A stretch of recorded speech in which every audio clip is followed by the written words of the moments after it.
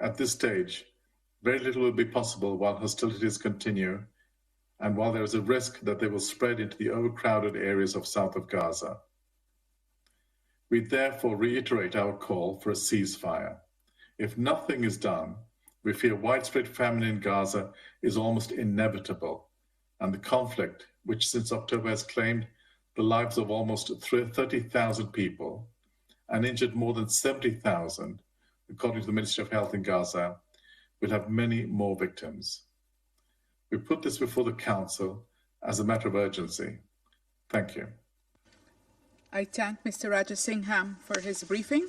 I now give the floor to Mr. Maurizio Martina.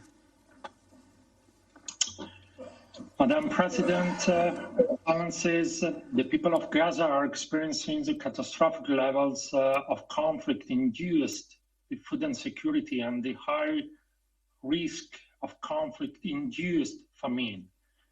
That risk is increasing by the day. The main factors driving this risk are intensified hostilities, further reduction of food access, basic services and life-saving assistance, and extreme concentration or isolation of people in inadequate facilities or areas without basic services. An integrated food security phase classification analysis was released that detailed the levels of acute food insecurity in Gaza. The key findings are extremely troubling. 378,000 people were estimated to be experiencing catastrophic IPC phase 5, the most severe phase of acute food insecurity. The entire population of about 2.2 million people in Gaza Strip is estimated to be in crisis or worse, IPC phase 3 and above. The highest percentage of people experiencing such acute food insecurity that the IPC has ever classified. About 50% of the population is projected to be in emergency IPC phase 4, and at least 1 in 4 households be in catastrophic or famine-like condition, IPC phase 5.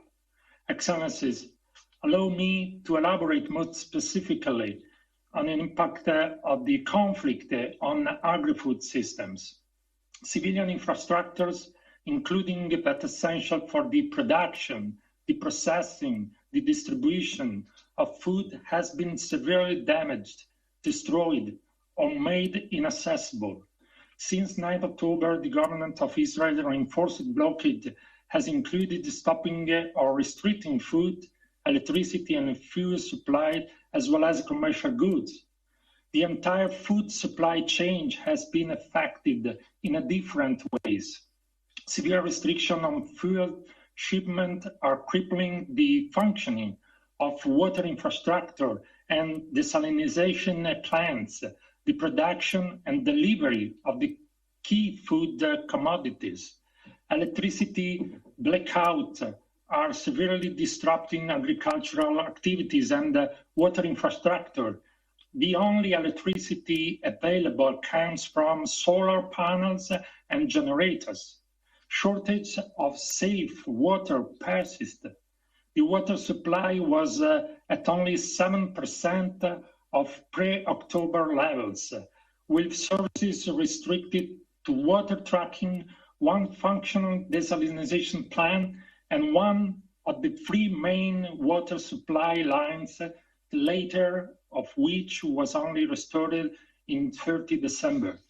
Around 97% of the groundwater is reportedly unfit for human consumption. The commercial sector has been decimated due to the near complete lack of imports of essential items, including food. The lack of import means that food stocks have been depleted. Bakeries' capacity to produce bread has been seriously hampered. Before the current conflict, Gaza's food production load service sufficient in most fruit and vegetable, for example. The conflict has severely disrupted this. In the most likely scenario, agricultural production will have collapsed in the north by May 2024. We are already seeing this collapse. Satellite data analysis from December shows a significant decline in the health and the density of crops when compared to the preceding 6 seasons. As of 15 February, 46.2% of all cropland was assessed to be damaged. Within the governorate of Gaza, specifically, 54.8% of cropland were damaged. Likewise, agricultural infrastructure has been devastated, with the highest level of destruction to animal shelters, sheep farms, dairy farms, home farms, and broiler farms. Over 1/4 of wells have been destroyed, with destruction most significant in North Gaza and in Gaza City. 339 hectares of greenhouses have been destroyed, most severely in Gaza City, North Gaza, and Khan Yunis. Moreover, the harvest of olives and citrus fruit, which provides an important source of income, has been heavily impacted by the hostilities, and lack of access to food and damage from airstrike have taken a toll on livestock owners, with many breeders reporting substantial losses. By the end of January, all broiler poultry are assumed to have been slaughtered or died. The mortality rate of cows is assumed to be between 65% and approximately 70% of beef cattle and 50% of small ruminants are estimated to be dead. Gaza fishing sector are indirectly providing livelihood for 100,000 people has come to a standstill. In addition, having restriction of humanitarian assistance, including food and fuel required to distribute it, have rendered impossible any meaningful humanitarian operations. Current levels of assistance are completely disproportionate to the overwhelming needs. Excellencies, the cessation of hostilities and restoration of a humanitarian space to deliver assistance and restore service are essential first steps in eliminating a risk of famine. A critical priority is to restore safe humanitarian access throughout the Gaza Strip and to all those in need of life-saving assistance. Border crossing should be reopened, including the commercial traffic. Essential commodities must be allowed to move into and throughout Gaza. Immediately, multi-sectoral humanitarian assistance must be provided to the entire population, with priority given to the most vulnerable. Basic service must be restored, and this includes restoring cross-border water pipelines, resuming electricity distribution, restoring health facilities, water infrastructure, food production, financial facilities, telecommunication, among others. Excellencies, I thank the Council again for its attention to the food security situation in Gaza. The FAO Director General has joined the Secretary General in calling an immediately humanitarian ceasefire. All parties must respect their obligation under international humanitarian and human rights law and protect civilians. An immediate ceasefire and peace are a prerequisite for the food security, and the right to food is a basic human right. Thank you very much. I thank Mr. Martina for his briefing, and I now give the floor to Mr. Karl Skau. Thank you, Madam President. Thank you for this opportunity to brief the Council on the current food security crisis in Gaza, together with my colleagues from OCHA and FAO. As you have already heard, the Famine Review Committee has warned of a real prospect of famine by May, with over 500,000 people at risk if that threat is allowed to materialize. Even before October, 2/3 of the people in Gaza were supported with food assistance. Today, food aid is required by almost the entire population of 2.2 million people. Gaza is seeing the worst level of child malnutrition anywhere in the world.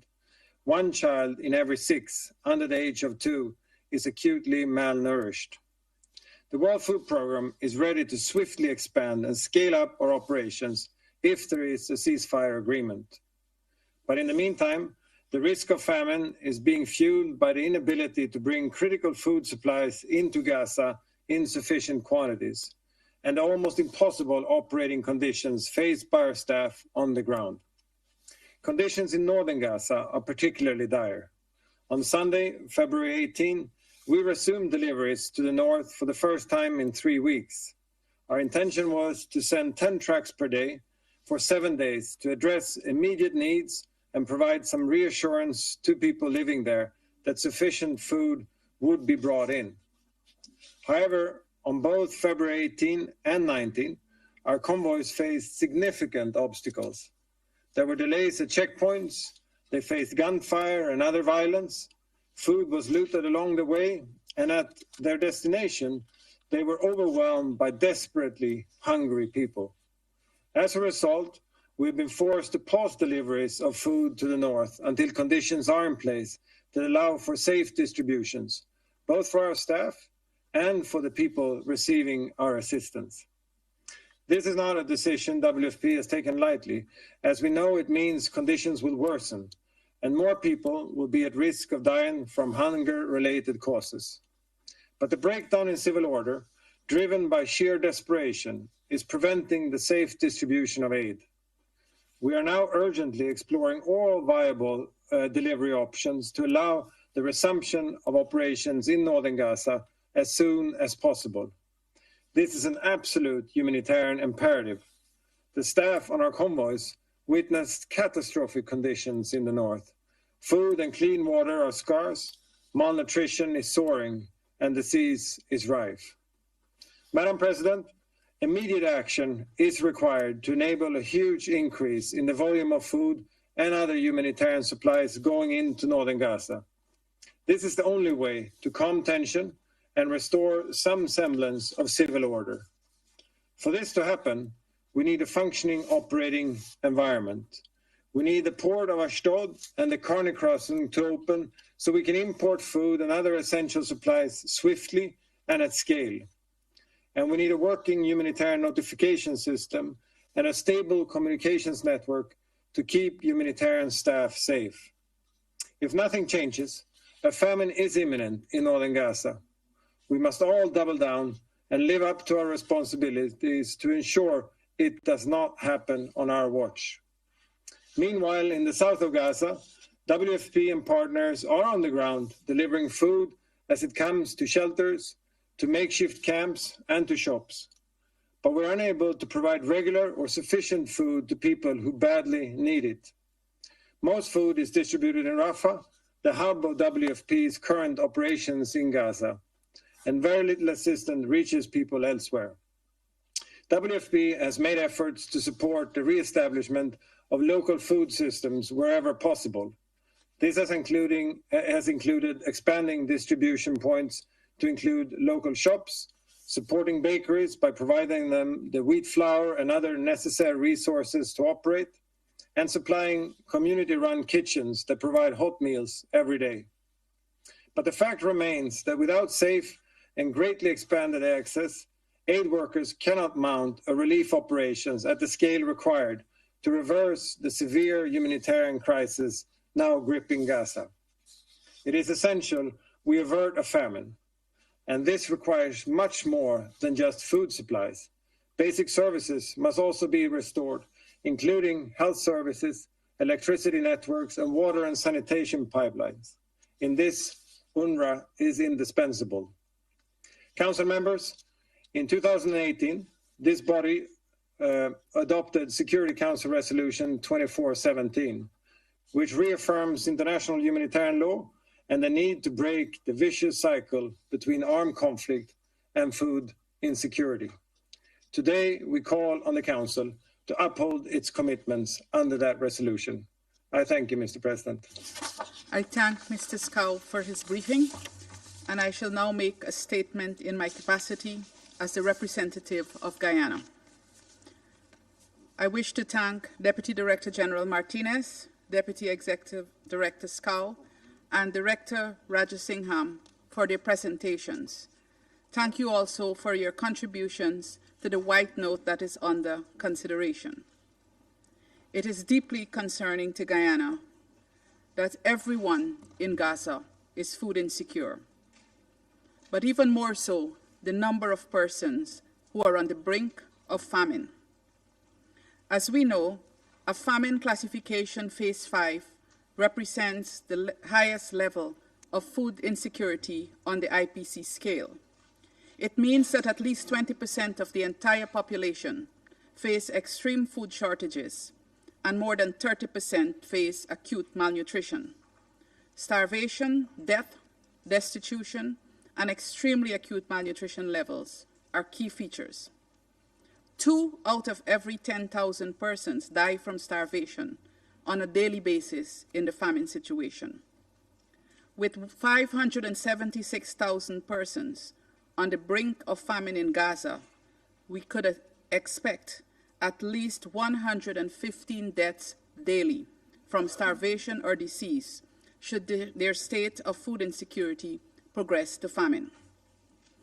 Excellencies, colleagues, I repeat the meaning of the famine classification and other statistics, both to reiterate the sheer magnitude of the food security crisis in Gaza and to stress that human beings like us are the ones that are subjected to these degrading and undignified circumstances.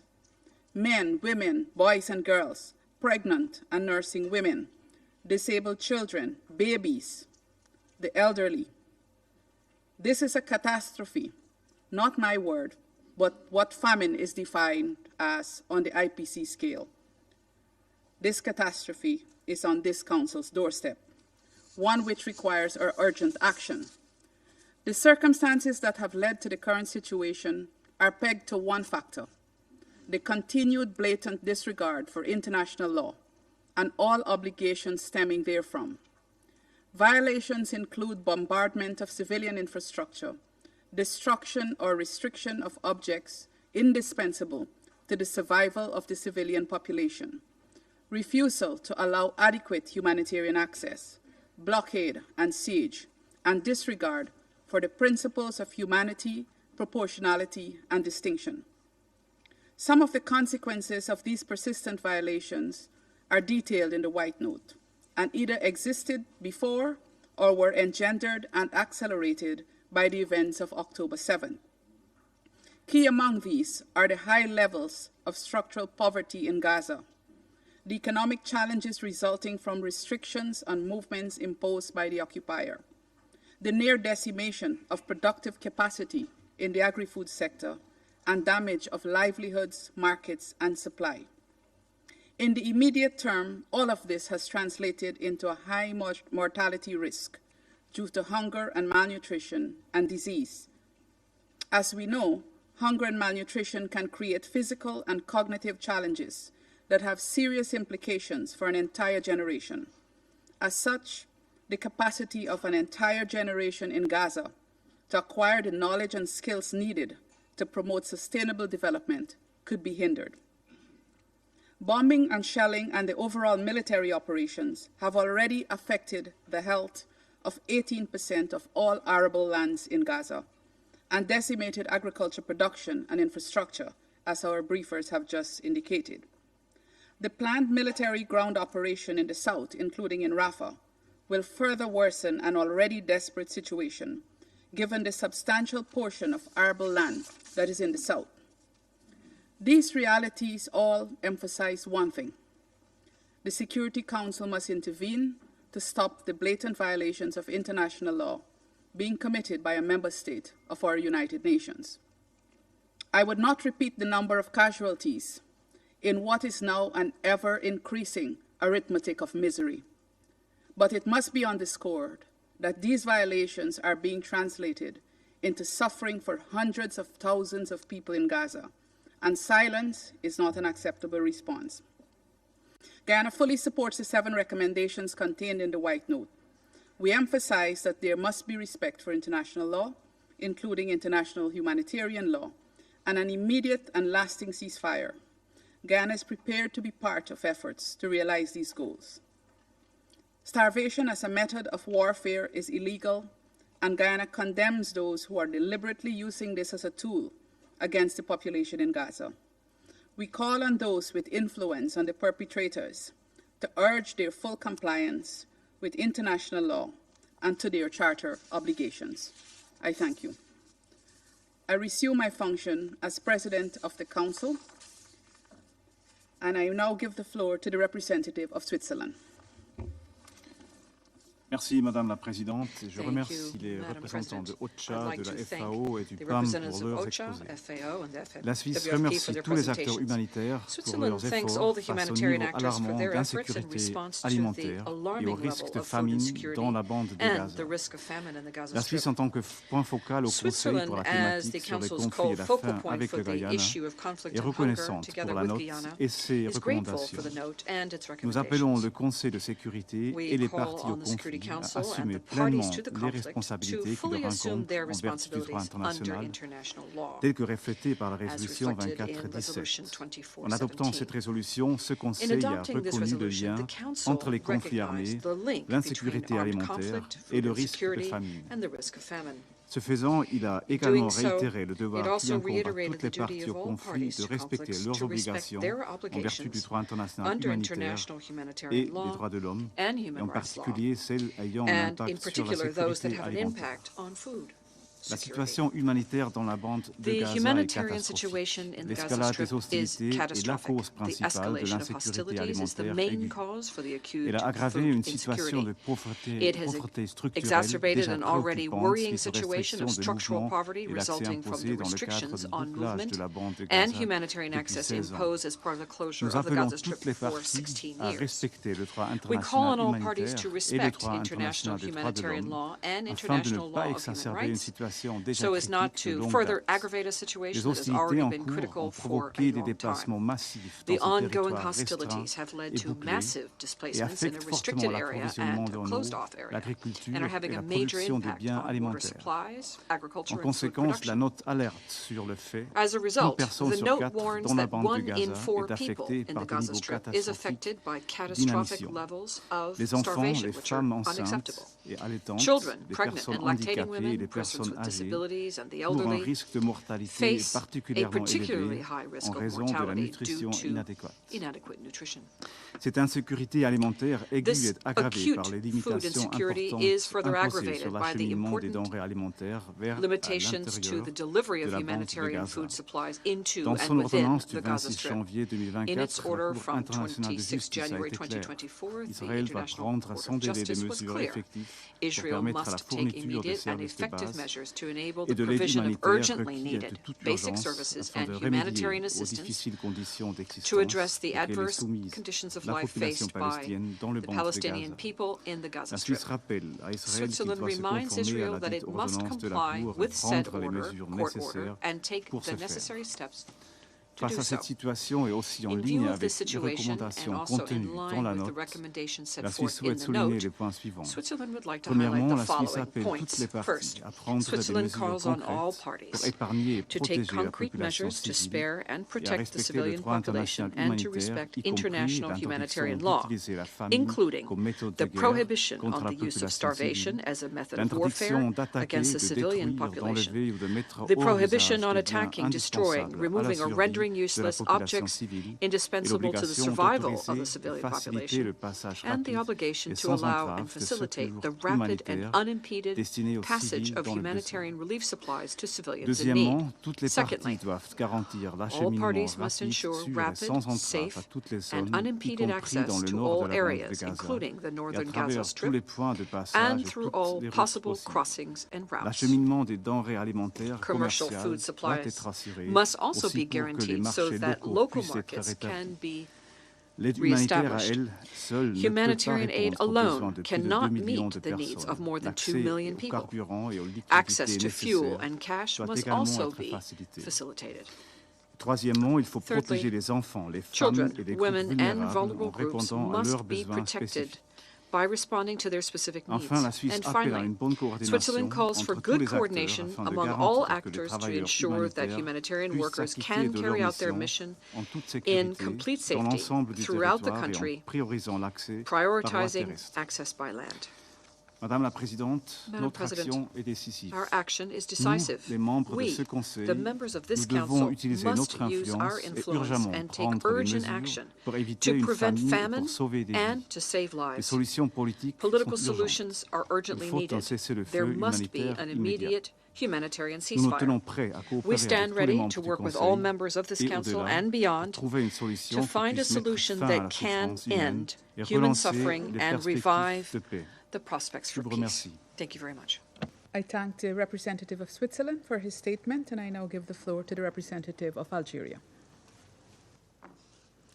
Thank you, Madam President. I want to thank Guyana for its strong leadership during their presidency and for convening this meeting. My gratitude goes also to the representative of OCHA, FAO, and the WFP for their informative briefings.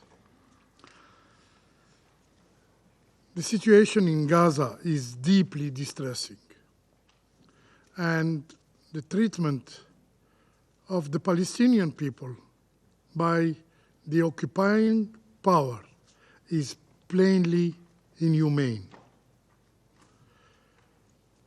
As President Abdelmajid Tebboune wisely said, you lose your dignity when you lose your food security. By December, estimate from the Integrated Phase Classification, ICP, indicated that by the end of February, all 2.2 million people in Gaza would face alarming levels of acute food insecurity, the highest ever globally.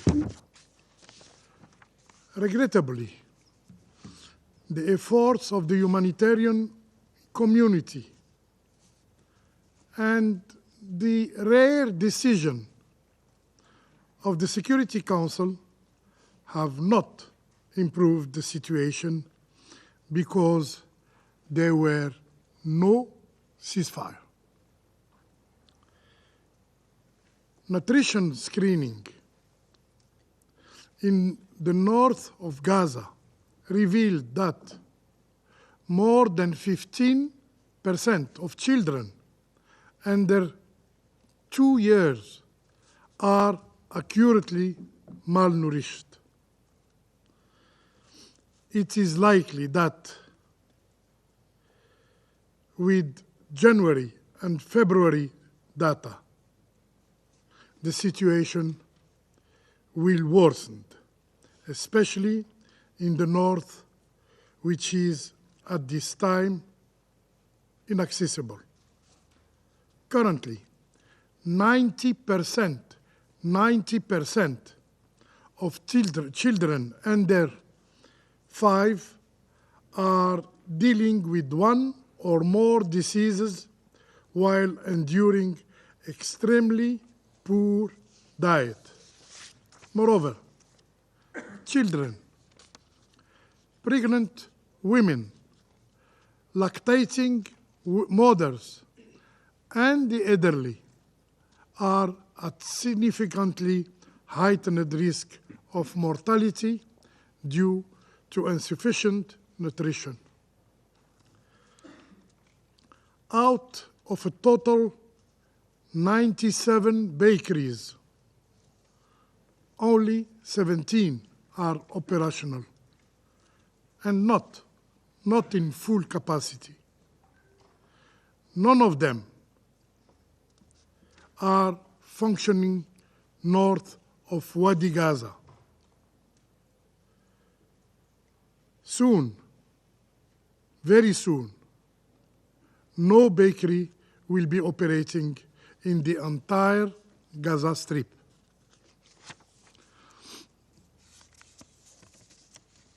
A journalist from Gaza, Anas Sharif, stated, "I woke up to children screaming because of the hunger that consuming their bodies. We may tolerate hunger, but children cannot." Their screams tore our heart. Regrettably, people in Gaza are succumbing to hunger. This is not just words, but a harsh reality. The people in Gaza are facing a harrowing dilemma. They are forced to decide between the immediate threat of perishing in bombings or enduring an agonizing demise due to starvation. Madam President, faced with this appalling tragedy, the humanitarian community finds itself helpless and hopeless. And they are dealing with misinformation campaign. The current aid flow falls short, far short, of meeting the required level, and commercial activity remain completely at standstill. WFP has suspended deliveries to the north of Gaza due to safety concern for both distributor and recipients. Mothers struggle to find anything to satisfy their children's hunger, resorting to use animal fodder at the last resort. Today, while the entire population of Gaza relying on humanitarian assistance, the Israeli occupying power is using starvation as a means of war. I repeat, the occupying power is using starvation as a means of war. The deliberate use of starvation is a policy is a blatant violation of international law, with the intent to push the Gaza population to lose hope and dignity, and to push them to violence and to a breakdown of law and order. Madam President, let's be candid. Resolutions 2712 and 2720 of this Council are proving ineffective on the ground or with a very limited impact. Without a cessation of hostilities, ensuring adequate humanitarian assistance remains an attainable goal. the ongoing attack on Gaza is not a war against Hamas. It is a collective punishment for the Palestinian civilian people. Our silence grants a license to kill and to starve the Palestinian population.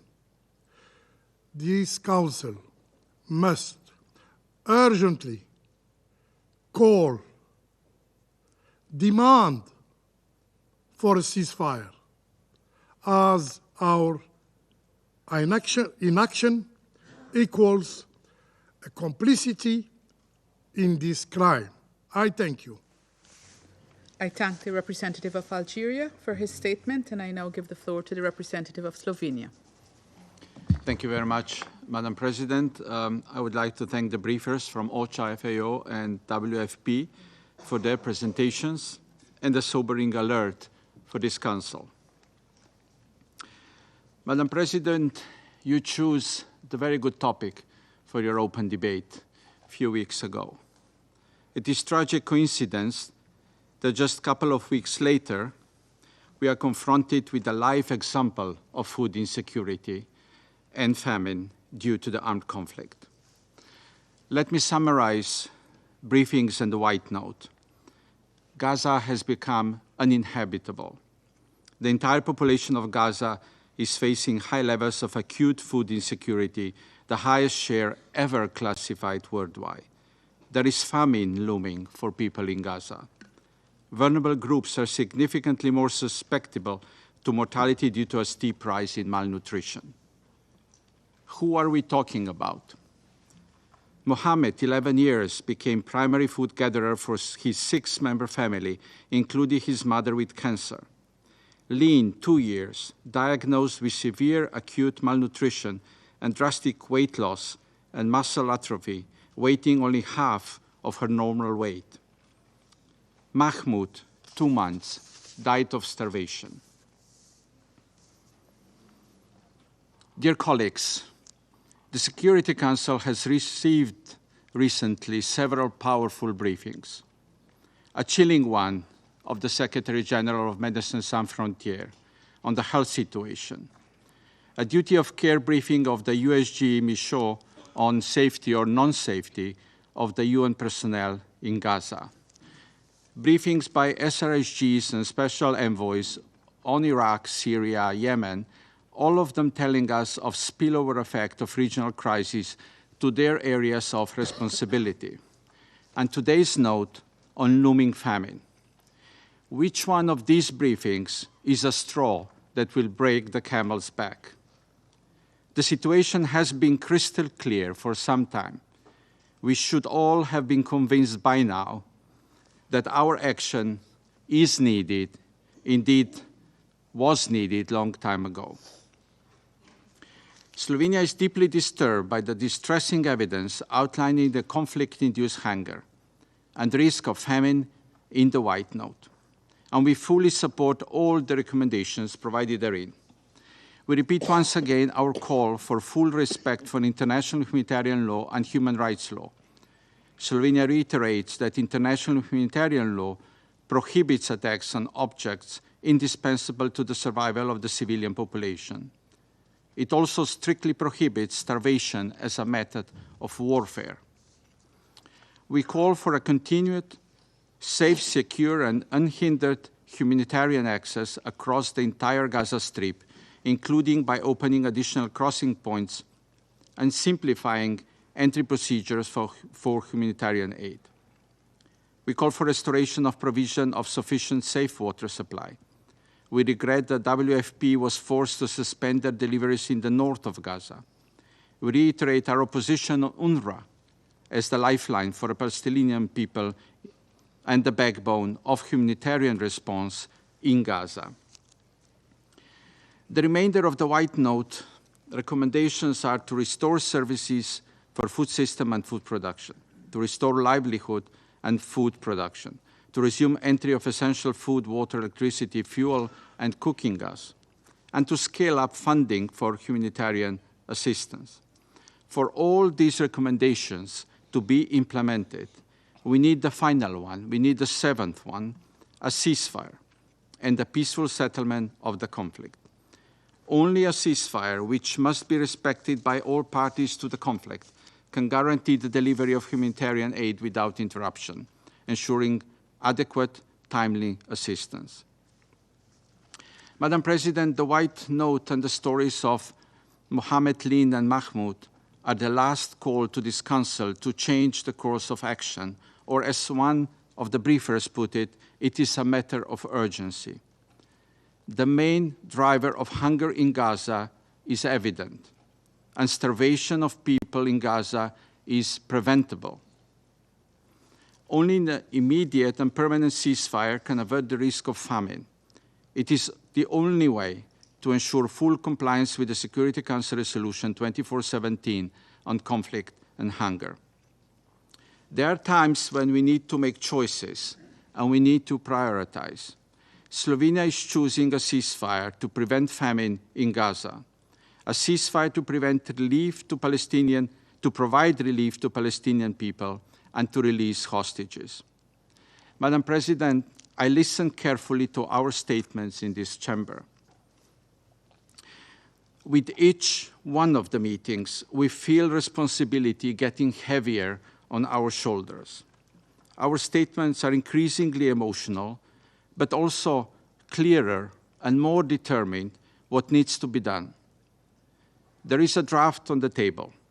Let's engage seriously to see if we can square the circle, to see if our red lines can be aligned into a document that would silence the skies above Gaza and Israel and bring food to the starving Palestinians.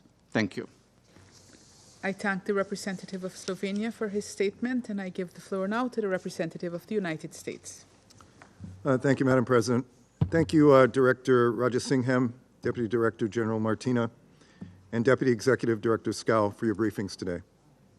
Our hearts go out to the thousands of families in Gaza who cannot meet their basic needs, and in this context, we welcome today's discussion under Resolution 2417. Promoting food security is a long-standing U.S. priority, and the situation in Gaza is no exception. We urge Israel to keep border crossings open for humanitarian aid to enter Gaza, to facilitate the opening of additional crossings, to meet humanitarian needs at scale, and to support the rapid, safe delivery of relief items to vulnerable people in all of Gaza. Simply put, Israel must do more. I also share your profound concern for the well-being of the more than 1 million Palestinian civilians in Rafah. It is unconscionable that Hamas fighters continue to embed themselves among civilians and civilian infrastructure, including in hospitals and schools.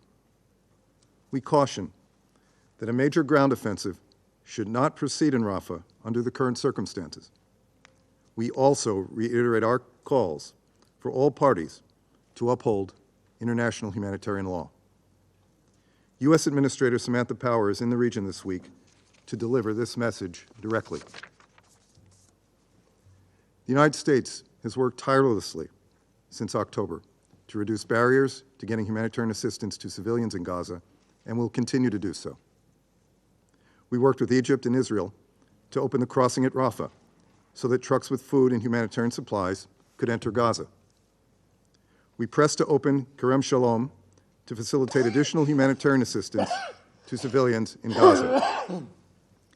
We have provided over $180 million to humanitarian organizations to deliver assistance, including food, to the people in Gaza and West Bank. We have called consistently for the protection of UN and humanitarian workers as they fulfill their critical role of ensuring that food and humanitarian supplies do not just cross into Gaza, but reach civilians in need throughout Gaza. We continue to call on Israel to improve deconfliction procedures to ensure aid can move safely and securely. We also recognize the fearless efforts of UN humanitarian workers who work under great personal danger to meet the humanitarian needs of those inside Gaza. We wholeheartedly support Senior Humanitarian and Reconstruction Coordinator COG's efforts to scale up humanitarian deliveries. It is essential that Senior Coordinator COG has the resources and personnel necessary to get the job done. Let me conclude with a note on our efforts to secure the release of the hostages. It is unconscionable that Hamas and other terrorist groups continue to further this conflict, while at the same time holding more than 130 hostages. We will continue to engage in intensive diplomacy with the parties to reach a hostage deal that would enable a significant temporary ceasefire, which will alleviate the suffering of the people in the Gaza Strip. Thank you, Madam President. I thank the representative of the United States for his statement, and I now give the floor to the representative of China. Madam President, I thank Algeria, Guyana, Slovenia, and Switzerland for their initiative to convene today's meeting. I also thank the three briefers for their briefings. The UN and humanitarian agencies have played an important role in easing the humanitarian disaster in Gaza, which China fully recognizes and supports.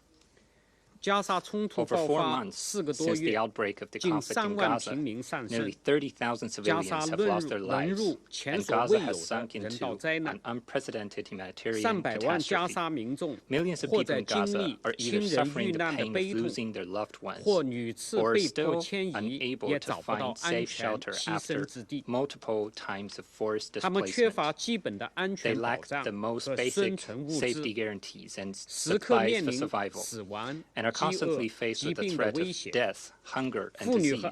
Even more so, women and children are living in fear and desperation every single day.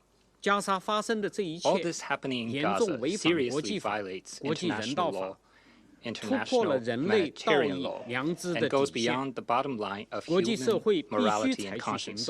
The international community must take actions to protect civilians, save lives, and make every effort to prevent an even greater humanitarian disaster. Madam President, humanitarian assistance is what the people in Gaza rely on for hope of survival.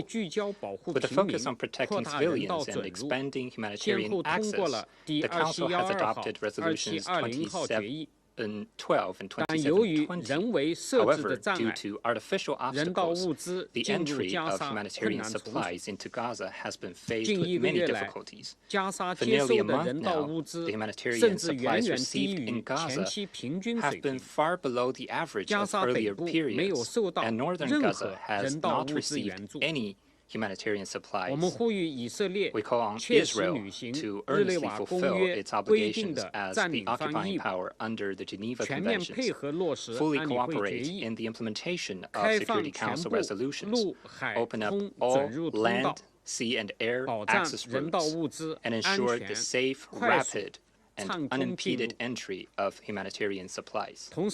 At the same time, Israel should strictly comply with the requirements of the deconfliction mechanism, effectively guarantee the safety of humanitarian agencies and personnel, and provide necessary facilitation for humanitarian agencies to carry out assistance in Gaza. The ICJ order on provisional measures requires Israel to take all measures to prevent genocide and provide the population in Gaza with urgently needed basic services and humanitarian assistance. The order on provisional measures must be effectively implemented. The UN Relief and Works Agency for Palestine refugees in the Near East is the lifeline for the people in Gaza. Its role is indispensable and irreplaceable. We support the UN in conducting an independent and impartial investigation into the allegations against UNRWA staff. Israel should support and cooperate with the UN in the investigation. Meanwhile, the international community should continue to support UNRWA and other humanitarian agencies in their work. We call upon the international community, and in particular the major donors, to promptly resume their funding for UNRWA. Madam President, Secretary General Guterres has pointed out on multiple occasions that with Gaza under gunfire, conditions are impossible for the delivery of humanitarian aid. An immediate ceasefire is the necessary precondition for protecting civilians, delivering assistance, and alleviating the humanitarian disaster.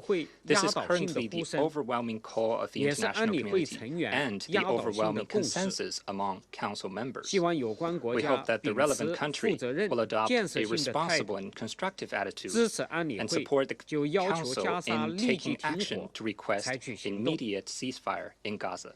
China will continue to work with the international community in the actions to restore peace and save lives, and in the tireless efforts to end the fighting in Gaza, implement the two-state solution, and achieve lasting peace in the Middle East. Thank you, President. I thank the representative of China for his statement, and I give the floor now to the representative of Ecuador. Gracias, señora Presidenta. Thank you, Madam Agradezco la convocatoria de esta sesión de tanta importancia. Express gratitude for convening this session, which is so important. And I'd also like to thank the briefers of OCHA for developing the White Note, which involves an important mechanism under the early warning alert system set up in Resolution 2417. There's no doubt about the seriousness of the food insecurity. After revising the note and listening to the briefers, is there still any doubt about the gravity of the situation facing the Gaza population with regard to food insecurity? The escalation of hostilities has affected all dimensions of food security, including the collapse of local production, severe restrictions on water supplies, destruction of civilian infrastructure, and paralysis of the commercial sector. It also explains why almost the entire population finds itself at the highest levels of the integrated food security phase classification, a situation which the FAO representative qualified as unprecedented. And what's the most serious is that those that are suffering the greatest consequences of food insecurity are precisely the most vulnerable groups of people. Studies of refugee centers and healthcare centers have revealed that almost 16% of children under the age of 2 suffer from acute malnutrition, and of them, 3% suffer from the most severe form of malnutrition, which put them at greater risk of dying if they do not receive treatment urgently. Madam President, behind these alarming statistics are men and women and children who are increasingly close to famine due to the conflict. That's why Ecuador welcomes the recommendations set forth in the White Note, which highlight the link between hunger and conflict, and highlights the collective responsibility that we all share in this Council to prevent a humanitarian catastrophe. And we would like to focus our comments on 3 elements. First, interruption of the distribution of food in the north of Gaza, blockades and ongoing hostilities restrict the work of humanitarian personnel. And that is why it is urgent to allow humanitarian access, to guarantee its financing, and to fully implement Resolutions 2712 and 2720, for which a humanitarian ceasefire is key, indispensable. Secondly, preventing famines and food crises means that the parties need to respect their obligations under international humanitarian law, including the principles of humanity, distinction and proportionality, as well as the prohibition on the use of hunger as a war tactic, and prohibition on attacking civilian infrastructure, as set forth in Resolutions 2417 and 2573 of this Council. Third, measures geared to meeting the urgent humanitarian needs of the people are essential and urgent, and yet peace is the only sustainable response to the risk of hunger. That's why my country will continue to support initiatives in order to bring about a peaceful, negotiated, definitive and fair solution to the conflict with the existence of 2 states, Palestine and Israel, on the basis of the 1967 borders and the relevant resolutions. Thank you very much.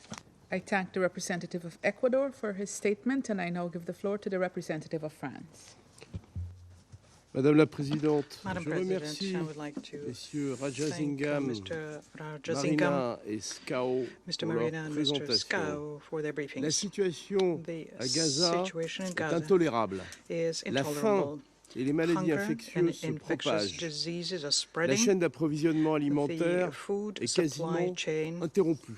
is L'eau, basically has been l'électricité, cut. le carburant Water, font défaut. electricity, fuel Cette are situation lacking, and est inacceptable. this is an unacceptable Madame la situation. Présidente, nous sommes Madam réunis President, aujourd'hui we en are here application today de la pursuant résolution to Resolution 2417 2417, adoptée en which was 2018. adopted Celle-ci in condamnait pour la 2018. première The fois resolution l'utilisation de la condemns for the first famine time the use of comme une arme de famine guerre, as a weapon of le war. déni It d'accès also condemns humanitaire the et la denial of privation humanitarian des access civils and de biens indispensables depriving à the leur survie. civilians of the goods Cette that they need for their résolution survival. doit pouvoir This être resolution pleinement mise en œuvre. should be fully Tout le implemented. monde doit se Everyone conformer au droit should international comply with humanitaire, international Israël humanitarian compris. law, including Il est Israel. impératif It is de pouvoir imperative acheminer to be massivement able to l'aide massively dans bring l'ensemble de la bande de and Gaza, deliver y compris au aid nord. throughout the Gaza Israël doit Strip, ouvrir le including in port the north. d'Ashdod, Israel une should voie open the directe port of depuis Ashdod, la the Jordanie, direct et tous road les points de from passage Jordan, and nécessaires, la all of the protection des necessary civils, des crossings, the personnels protection of humanitaires, des civilians, sites des humanitarians, Nations United Unies Nations sites, et des autres infrastructures and other civiles est un civilian impératif infrastructures absolu. is an absolute La must. France continuera à France contribuer à la will réponse humanitaire continue à Gaza. contributing to the Elle a humanitarian procédé response in hier avec Gaza. la Jordanie Yesterday, à un nouveau together with largage d'aide Jordan, we ainsi qu'à delivered un a nouvel new envoi de humanitarian fret drop pour and aider another les hôpitaux dispatch of égyptiens à freight to soigner les help blessés. the Egyptian Le hospitals président treat the Macron ill. l'a The affirmé avec President force, Macron il faut stated conclure very strongly d'urgence that un we need to accord sur un urgently cessez-le-feu have an agreement qui on a garantisse ceasefire, la the kind of agreement protection which will de tous les guarantee civils the protection of et all l'entrée civilians massive and de a l'aide massive d'urgence. entry of emergency La assistance. France est fermement France opposée is à une firmly offensive terrestre à opposed Rafah to a ground qui ne offensive in ferait Rafah, qu'aggraver encore which la would catastrophe further humanitaire en compound cours. the current Madame la humanitarian Présidente, catastrophe. alors que nous Madam appelons à un President, cessez-le-feu, as we call for a la France ceasefire, exige que tous les France otages demands soient that libérés all hostages immédiatement be et sans freed condition. immediately and Notre unconditionally. Conseil doit Our également Council condamner should les attaques also terroristes et les condemn the violences terrorist sexuelles attacks and commises par sexual le Hamas violence committed et by d'autres groupes Hamas and terroristes other le terrorist 7 groups on octobre. the 7th of October. Enfin, et And c'est finally, essentiel, and this is il essential, doit contribuer it sans délai must à contribute relancer without la delay construction to d'une the solution politique relaunching à of deux a États. construction of Je a vous political remercie. two-state solution. I thank you. I thank the representative of France for his statement, and I now give the floor to the representative of the United Kingdom. Thank you, President. And I thank OCHA for the White Note, and I thank, too, our briefers from OCHA, the FAO and the World Food Programme. Colleagues, we're witnesses to a desperate situation in Gaza, which is worsening day by day. In Rafah and the south, people are crammed into tents, if they're lucky, but without sufficient food, water, or hygiene. In North Gaza, as we've heard from the World Food Programme, humanitarian organisations cannot get aid to people who desperately need it. Hunger is at catastrophic levels. As ever, the most devastating impact falls on the most vulnerable, women and children. To address this, three things need to happen. First, we call on all parties to stop fighting immediately. This is crucial to get aid in and hostages out, and then progress towards a sustainable and permanent ceasefire. This is the only way to alleviate catastrophic hunger and suffering in Gaza. Second, we urge Israel to allow more aid into Gaza and to facilitate distribution throughout the Strip.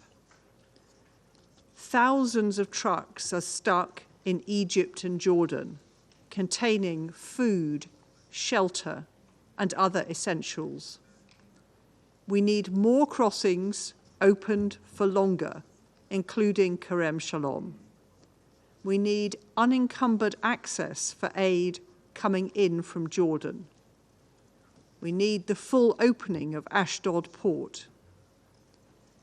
Key to this, too, is increasing the speed and capacity of aid screening operations, including at Kerem Shalom and Nitzana, to allow this life-saving aid to reach those who need it as soon as possible.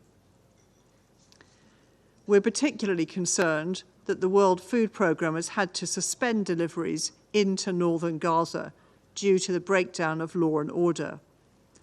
Airdrops cannot substitute for land-based delivery. Humanitarians need safe and unhindered access to the north through the Erez crossing now. We urge Israel to resume water and electricity supplies, which is critical for food production and safe drinking water. Commercial activity also needs to restart. Third, the UN and humanitarian partners need greater protection and access to the tools needed to accomplish their mission. This includes armoured vehicles and communications equipment, personal protective equipment, and visas. They need functioning deconfliction mechanisms and safety guarantees for locations and convoys. President, colleagues, conflict in Gaza is driving hunger. Hunger is driving a breakdown in law and order, making it impossible for aid agencies to deliver aid safely. This White Note makes clear that we need to act now. The UK calls for an immediate pause in fighting, then progress towards a sustainable ceasefire. This is the only way to avert famine and alleviate suffering. Thank you. I thank the representative of the United Kingdom for her statement, and I now give the floor to the representative of the Republic of Korea. Thank you, Madam President. I thank the briefers for their timely and heartfelt briefings on the miserable food security situation in Gaza. I feel more devastated as I realize that while we gather today in this room and hear the harsh statistics attached to the current situation, sheer numbers cannot fully describe the stark reality on the ground. Since the outbreak of the current crisis, this Council adopted 2 resolutions. Both clearly demand full, rapid, safe, and unhindered provision of humanitarian assistance, including food, to those in desperate need in Gaza. But tragically, the humanitarian situation on the ground is getting worse day by day. Ensuring provision of essential goods, such as food, to civilians is one of the most important rules under international humanitarian law. However, today's reality is staggering and nearly beyond belief. 90% of children under the age of 2 and 95% of pregnant and breastfeeding women in Gaza face severe food poverty, which almost always results in life-threatening undernutrition. The extreme difficulty in providing humanitarian assistance is not the only factor exacerbating food insecurity in Gaza. Resolution 2417, adopted in 2018 by this Council, urges all parties to a conflict to ensure the proper functioning of food production and distribution systems. However, the infrastructure to this end has been severely damaged and destroyed. Food security in Gaza has collapsed. To make this situation worse, civil order has completely evaporated. Under these circumstances, only 98 aid trucks entered Gaza daily in February, according to UNRWA's situation report yesterday, which is half the volume of January. If the current situation continues, the devastating outcomes will not end in this generation. Intergenerational consequences of food insecurity in Gaza are inevitable. Therefore, decisive measures must be taken as soon as possible. Above all, we must ensure consistent and expanded entry of food aid through all available crossing points, as well as through a maritime corridor. Delivery of commercial goods into Gaza should also be ensured. Any hindrance to the delivery of life-saving assistance, such as the Israeli protesters at Kerem Shalom crossing, is unacceptable.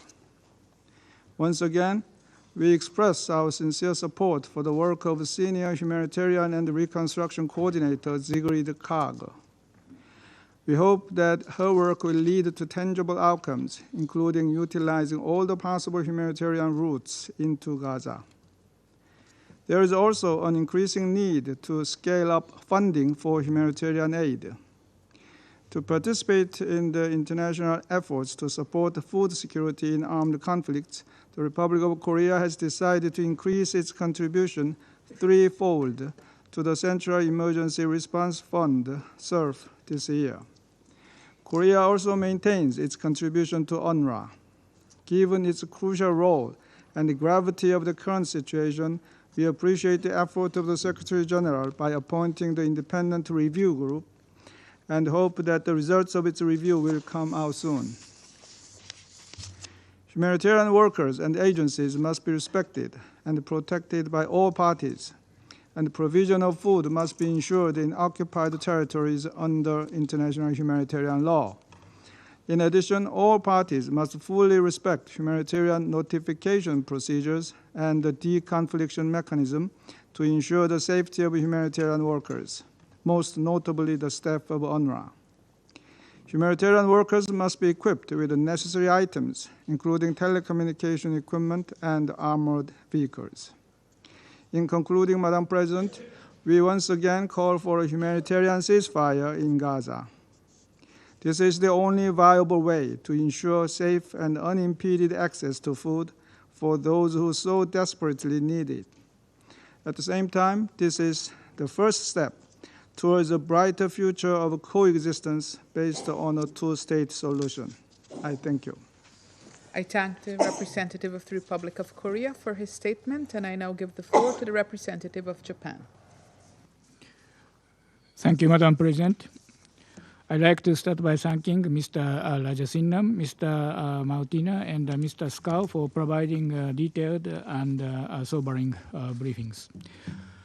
The update on the food security risks in Gaza delivers nothing but extremely alarming facts. It is deeply distressing to discover that the entire population of 2.2 million people in Gaza will face high levels of acute food insecurity by the end of this month, and 1.1 million children in Gaza are now facing starvation. An aid worker for Save the Children on the ground saw people eating bird and animal food and tree leaves and scavenging food that has already been eaten by rats out of desperation. As indicated in the briefing, this is one of the worst food insecurity situations we have ever witnessed.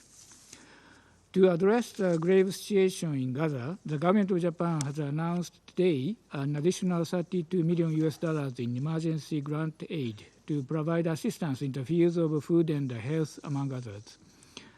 I wish to underscore 3 points that are most critical to prevent conflict-induced famine and widespread food insecurity in Gaza. First, all parties to the conflict must respect international humanitarian law. International humanitarian law clearly prohibits attacking, destroying, removing, or rendering useless objects that are indispensable to the survival of the civilian population. These include foodstuffs, agricultural areas, crops, livestock, drinking water installations and supplies, and irrigation works. IHL also requires parties to the conflict to allow and facilitate rapid and unimpeded passage of humanitarian assistance for civilians.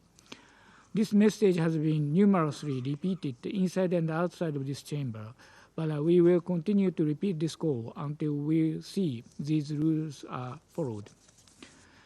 Second, more humanitarian aid coordination between relevant parties is needed to meet the enormous humanitarian requirements on the ground. WFP recently announced that they have been forced to pause food distributions in northern Gaza, and many other humanitarian organizations are echoing the difficulties in delivering aid. It is vital to allow more trucks and fuel to reach Gaza, and we urge Israel to open additional border crossings and secure humanitarian corridors so that humanitarian actors can safely carry out their work. We also strongly support the efforts of UN Senior Coordinator Ms. Sigrid Kaag to overcome the many impediments to reaching those in need. Finally, even as we demand the remedy of the humanitarian situation, we must continue our efforts to address the cause of this catastrophe. In this vein, Japan once again unequivocally condemns the heinous acts of terror by Hamas and others on October 7th, which has led to a series of tragedies. We demand the immediate and unconditional release of all remaining hostages held by Hamas and other groups. At the same time, Japan also reiterates that the humanitarian ceasefire needs to be realized promptly to ensure a conducive environment for sufficient humanitarian assistance activities, as well as to lead to the release of the remaining hostages, therefore resulting in the realization of a sustainable ceasefire. Based on this position, Japan calls on all the parties concerned to act immediately from a humanitarian viewpoint. Madam President, this humanitarian catastrophe must be immediately stopped. Japan will continue to work with other Council members and the international community to alleviate the plight of the people in Gaza. I thank you, Madam President.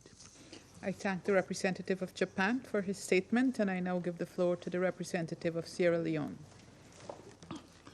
Madam President, I thank you for convening this meeting on this very critical topic.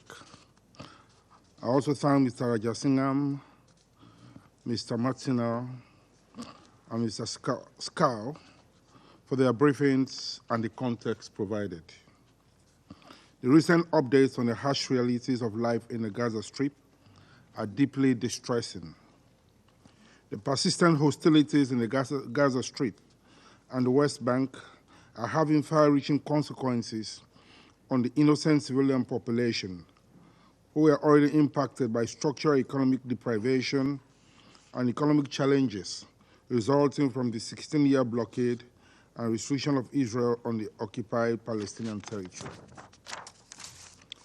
In line with Resolution 2417, and in a genuine effort to protect civilians, OCHA has brought to the attention of this Council the imminent risk of conflict-induced famine and widespread food insecurity due to the ongoing war in the Gaza Strip. The integrated phase classification in their December 2023 special brief also highlighted the magnitude of acute food insecurity that has in reality currently exposed almost 2.2 million Palestinians to severe hunger, the highest level ever classified worldwide. We remain deeply concerned that the ongoing violence is hindering an effective humanitarian response to civilians in need, and therefore a major cause of the current risk of mortality due to inadequate nutrition by vulnerable groups such as children, pregnant and lactating women, persons with disabilities, the aged, etc.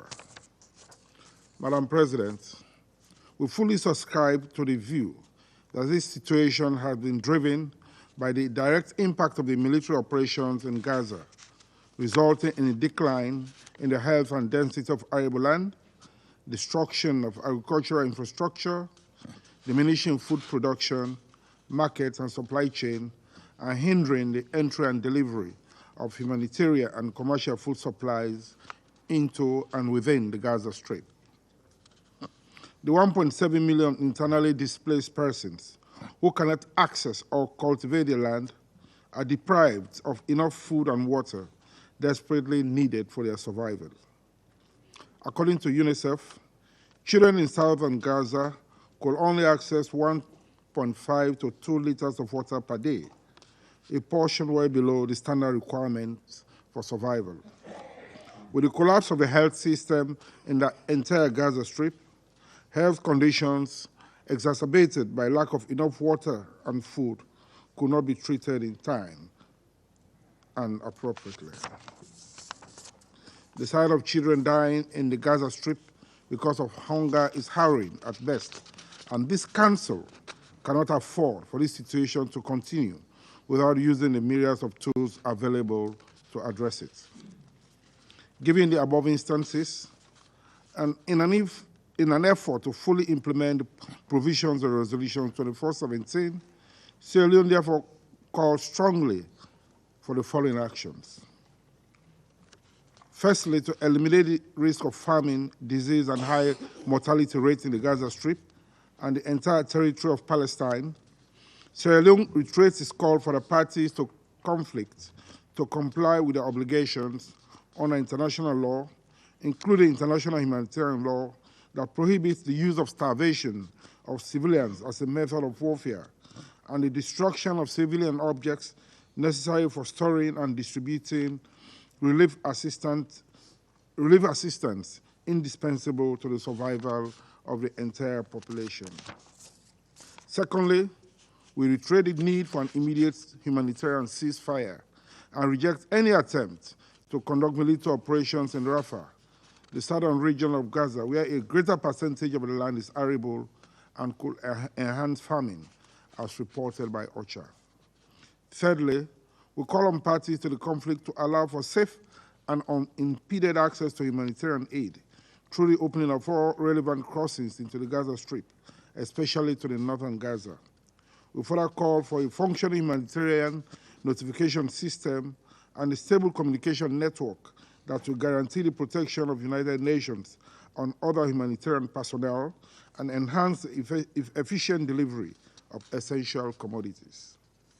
We reiterate the exceptional role played by UNRWA and stress that inadequate funding and further restrictions in their operations obstruct efficient service delivery, which is currently below average.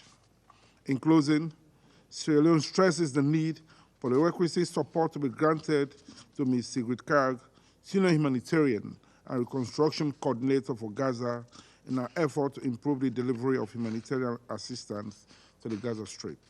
Thank you. I thank the representative of Sierra Leone for his statement, and I now give the floor to the representative of Mozambique. Thank you, President.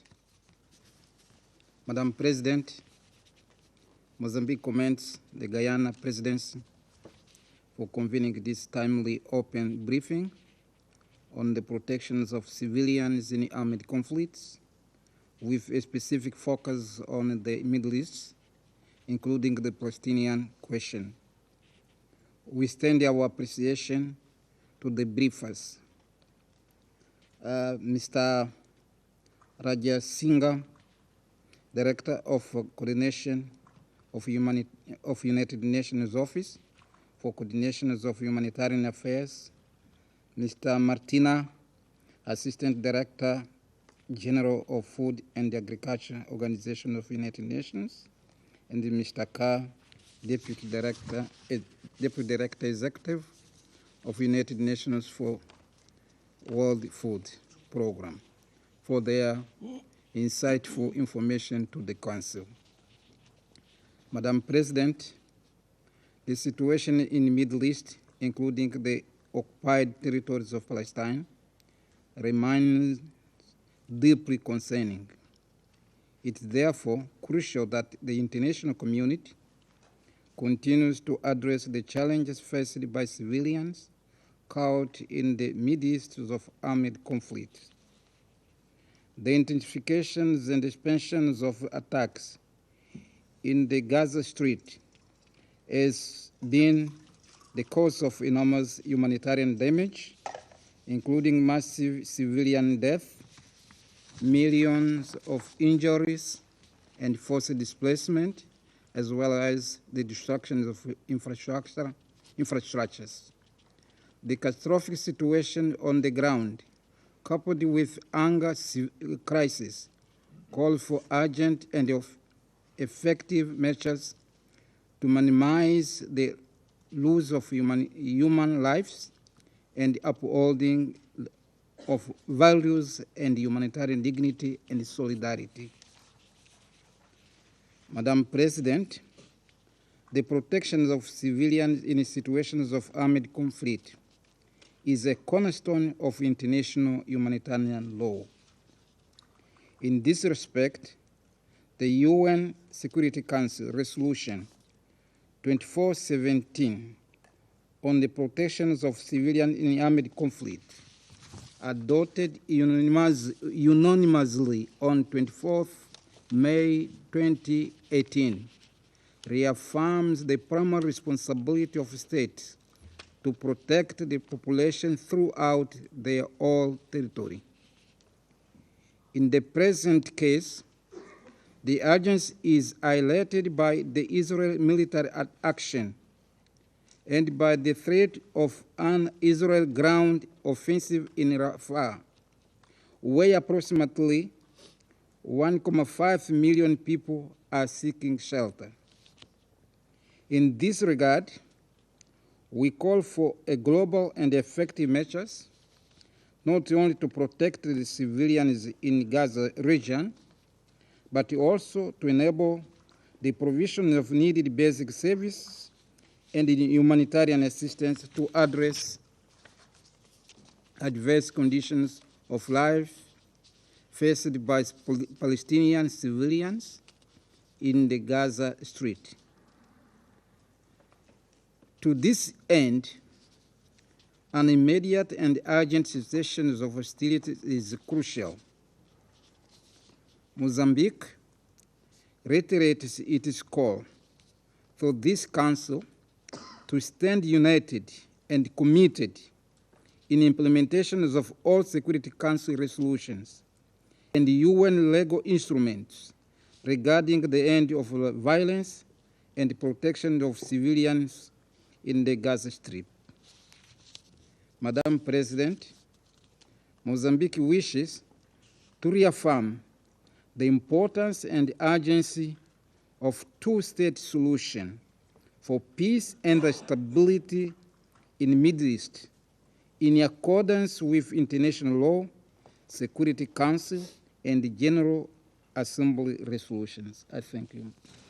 I thank the representative of Mozambique for his statement, and I now give the floor to the representative of the Russian Federation. Madam President, признательны делегациям Алжира, Гаяны, Словении, Швейцарии за созданную сегодняшнюю заседание. Благодарим представителей КГВ, Всемирной продовольственной программы и ФАО за честные оценки катастрофической ситуации в области продовольственной безопасности в секторе Газа. Мы внимательно ознакомились с запиской КГВ, подготовленной в соответствии с резолюцией Совета Безопасности 2017. На наш взгляд, эта записка, конечно, опоздала. Тревожный прогноз по сектору Газа был анонсирован еще в декабре прошлого года в рамках интегрированной классификации фаз продовольственной безопасности. По оценкам, которые мы услышали сегодня, риск полномасштабного голода возрастает каждый день. По практике выпуск таких документов является красной чертой. Перешагнув ее в контексте Газа при отсутствии действенной реакции, члены Совета Безопасности разделят всю полноту ответственности за использование Израилем голода в качестве метода вооружения.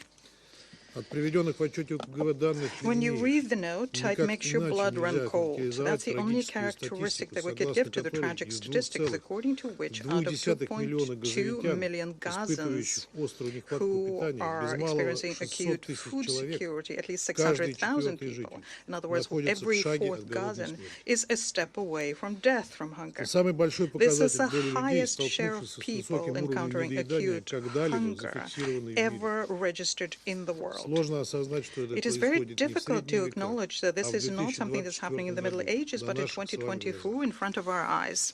Gaza is suffering from water shortages, and the children in the strip are only receiving 1.5 to 2 liters of water per day, which is considerably lower than the survival level. According to UNICEF, in addition to hunger, at least 90% of children under 5 in Gaza have one or more diseases they're suffering from. As we learned from the White Note, because of malnutrition, a whole generation of Gaza children is at the risk of having irreparable physical or cognitive capacities undermined. In other words, this is a death blow to the future of Gaza. But do our Western colleagues, are they concerned with the fate of Palestinian children? It's very difficult not to ask that question against the background of Western insinuations when it comes to Ukrainian children, whom Russia is actually saving, against the background of numerous propaganda activities in this regard that Western delegations hold. I'd like to ask my Western colleague, has there been one single activity, meeting devoted to the children of Gaza, who, according to UN data, are doomed? Or are you not concerned with that at all, because this will not allow you to score any propaganda point against Russia? Madam President, colleagues, everyone knows that there is no issue with availability of assistance for Gaza. Members of the Security Council could see that with their own eyes during the visit of the Council to the border of Gaza last year. Convoys of aid-laden trucks stand ready to go to Rafah, carrying everything that's needed. But as we know, the stringent measures of Israel resulted in exactly the opposite situation. Because of bureaucratic impediments and access denial, there's minimal amount of assistance, and it only goes to the south. The north is the area where the humanitarians cannot conduct their humanitarian supplies because of insecurity, and we can only guess what the situation is that's being experienced by the people who live there. In this context, it's futile to be talking about any kind of a potential for local agriculture. There are no conditions for that. There is high danger from the mines. There is environmental pollution of very narrow farmlands. There's no water for their irrigation, and this leaves the Gazans with no hope that they will reach their own food self-sufficiency. Let's recall what kind of hopes were pinned on Security Council Resolution 2720. That resolution, as we were then told, were called upon to drastically change the situation in the area of humanitarian supplies. For this purpose, the Secretary General was tasked with appointing a senior humanitarian coordinator, and that's Sigrid Kaag. But weak wordings allowing for various interpretations when it comes to hostilities, which were brought into the text to accommodate Washington, only compounded the situation. And we had warned the Council about that. The only vital imperative thing to prevent mass starvation in Gaza is an immediate ceasefire and making sure that Israel complies with international humanitarian law. This is an appeal that was issued by the Secretary General and OCHA leadership on many occasions. But all attempts by the Council to pass such a decision were blocked by the United States. They have used their veto 4 times for that purpose. Against the background of tens of thousands of dead and starving in Gaza, the American delegation continues saying that a ceasefire would, according to them, be even dangerous because it will undermine some fragile U.S. diplomacy on the ground.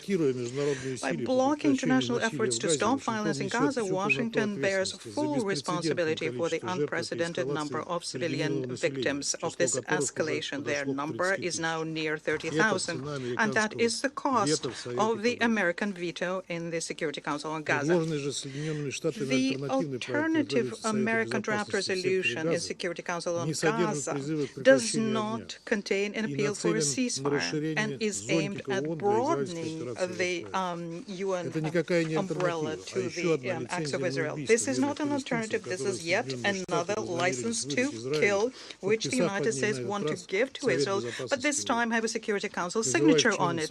I call on members of the Council not to support this destructive initiative. Colleagues, the white note issued by OCHA pursuant to Resolution 2414 does not give the Security Council any options other than striving for a ceasefire so as to create the conditions which are necessary for the humanitarians and healthcare workers. And we are going to do exactly that. This is important first and foremost to create safe, continuously working humanitarian corridors. And this is something that was mentioned on many times by WHO.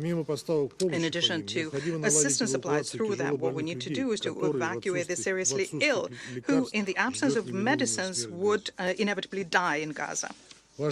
We also have to remember that according to provisions of the resolution I just mentioned, when it comes to obstructing humanitarian assistance for the needy, the Security Council has the right to consider adopting sanction measures. And I think that now the time is ripe to activate this provision.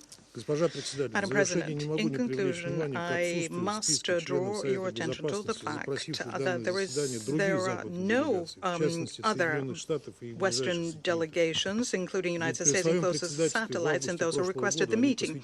When they presided in August last year, they spent a signature meeting on food security. But everything that Washington was interested in at the time is to try and sting Russia by spreading legends that Russia supposedly bears a responsibility with food supply issues that the international community encountered. Our Western colleagues, even at the time, invented and continued repeating the term, which was using hunger as a weapon. And I call on everyone who in this meeting today to note that today neither the United States nor the UK, they did not use this term, not even once, to describe what is being done by Israel in Gaza. This speaks for itself. What is also speaks for itself is the fact that we are not seeing the Western states here under Rule 37, the states, the European ministers who besieged the Security Council last week, trying to come to the ritual meeting on the Ukrainian crisis. Is the famine in Gaza is less important topic for the EU, which claims that they mean humanitarian and human rights advocate in the world, or are the Gazans, the Syrians, the Afghani, the Yemenis are second-class people whose life is of no concern to those who inhabit the beautiful European garden. It looks this way. Let me give you another shocking example. It's the alacrity with which a number of Western donors, before even the investigation is conducted, suspended UNRWA funding. And this is in the middle of humanitarian disaster in Gaza, which means that the agency is on the brink of collapse. It is difficult to see this as anything other than an open, immoral donor blackmail and politicizing of humanitarian issues. We expect that the Council will, in the upcoming days, have an opportunity to separately discuss this issue. I thank you. I thank the representative of the Russian Federation, and I give the floor now to the representative of Malta. Thank you, President. I also thank OCHA, FAO, and WFP for the important briefings. As has been made clear, Gaza continues to endure devastating food insecurity. Nearly 600,000 people are on the brink of famine. This catastrophic level of food insecurity is a direct result of Israel's military campaign and Israel's inability to abide by its legal obligations and facilitate the unimpeded delivery of humanitarian assistance and food aid into the Strip. This is a matter of urgency. We call for the reopening of Port Ashdod. Further crossing points must reopen immediately to allow adequate scaling up of aid. An effective humanitarian deconfliction mechanism, respected by all parties, as called for in Resolution 2712, is also fundamental. The risks of those falling into starvation increase with each day. With each day that the intense fighting persists and humanitarian access remains hampered and restricted. A permanent ceasefire is crucial, now more than ever, to allow for the necessary space for a scaled-up humanitarian intervention, including to address this conflict-induced food insecurity. Food production capacity in Gaza and the ability for people to access food have been severely hampered. This is also due to restrictions on delivery of commercial supplies. Vast swaths of crucial arable land have been destroyed as a result of the months-long intense military campaign, and agricultural infrastructure has suffered severe damage. In addition, 1.7 million people have been forcibly displaced, leading to abandonment of inaccessibility to means of food production. Malta firmly rejects and denounces any forced displacement of Palestinians from their lands or homes, including from and within Gaza. Israel's electricity blackout on Gaza and restrictions on fuel further impede food production. Water supplies and desalination plants have also been severely compromised. As outlined in Resolution 2417, parties to armed conflict must refrain from attacking, destroying, removing, or rendering useless those objects that are indispensable for the survival of the civilian population. Israel must protect and restore vital infrastructure and services needed for food systems and food production. These include cross-border water pipelines, telecommunications, and the resumption of electricity and fuel distribution. Malta is also greatly disturbed by public statements expressing the intent to deprive civilians in Gaza of food, water, and fuel. Starvation cannot be used as a weapon of war. We also reiterate that UNRWA's presence remains essential to ensure an effective humanitarian response in Gaza. Its role is irreplaceable. As the backbone of the humanitarian response in Gaza and a stabilizing force in the region, further funding cuts will undermine critical humanitarian action. President, children in Gaza continue to bear the brunt of the suffering. 90% of the children under 5 are experiencing one or more infectious disease due to food poverty and lack of access to clean water. 1 in 6 children under the age of 2 in northern Gaza are acutely malnourished and experiencing wasting. Thousands have been forced to become the primary food gatherers for their families, putting themselves in the line of fire to feed their loved ones. These conditions threaten an entire generation. Malnutrition in childhood causes irreparable physical and cognitive impairments. In conclusion, President, this Council must demand that immediate action be taken by the parties to ensure compliance with international humanitarian law, including Resolution 2417. Accountability for violations of international law must be prioritized. We also call for the immediate implementation of the order on provisional measures issued by the ICJ, including those measures related to the provision of humanitarian assistance into the Gaza Strip. Above all, a permanent ceasefire must be agreed as a matter of urgency to allow for unimpeded delivery of multi-sectorial humanitarian assistance at scale. I thank you. I thank the representative of Malta for her statement. The representative of the United States has asked for the floor to make a further statement. I give him the floor.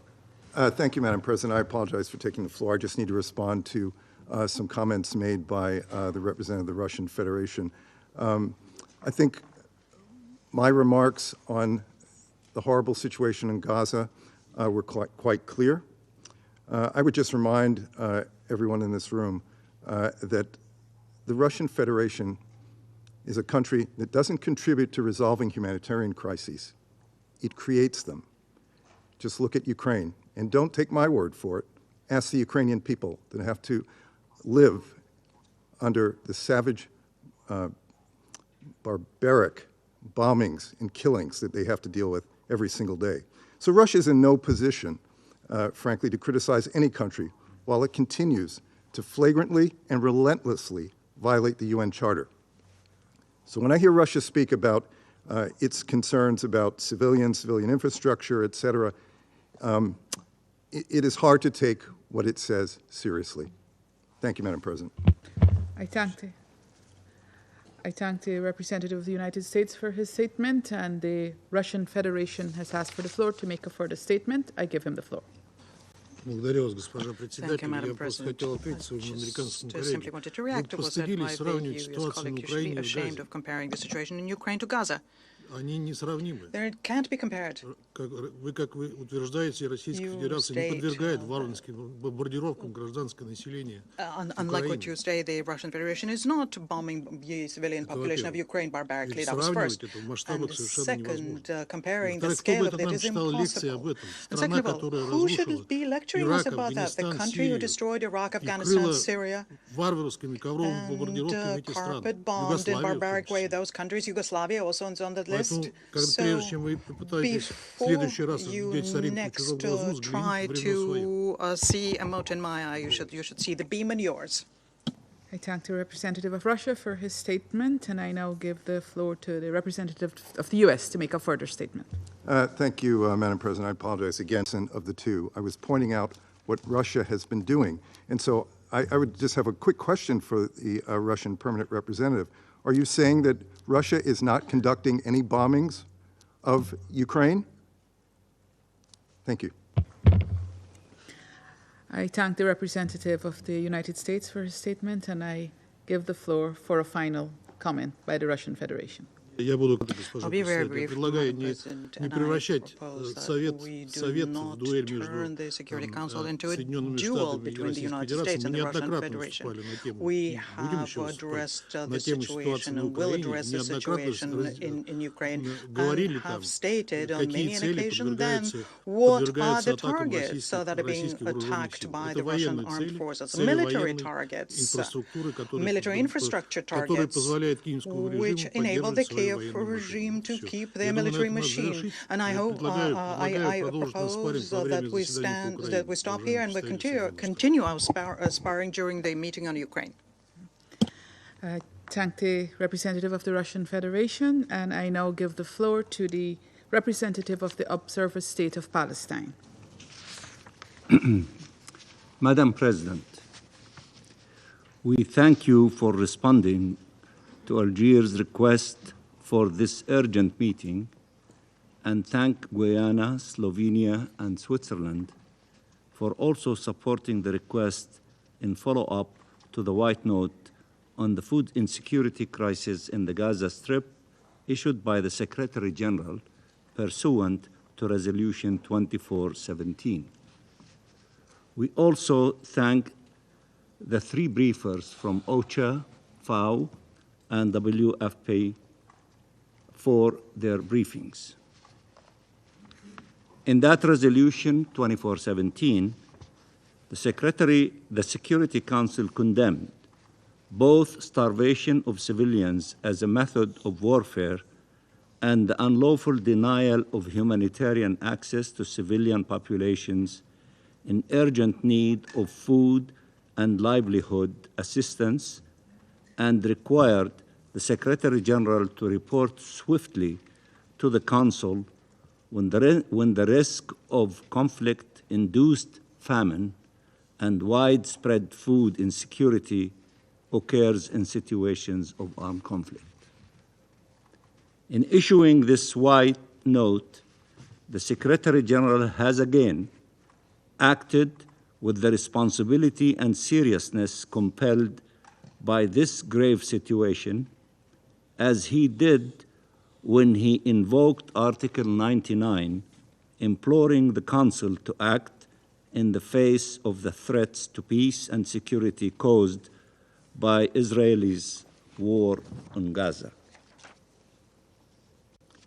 These actions follow on his early and continual calls for a humanitarian ceasefire as an utmost priority to stop the bloodshed and protect Palestinian civilians in Gaza who have suffered unprecedented losses, with casualties now surpassing 30,000 Palestinians killed and 70,000 people wounded, the majority women and children, and many more lives endangered by Israelis' weapons and medical siege on Gaza that have inflicted massive displacement and the wildfire spread of hunger, disease, and despair among the population.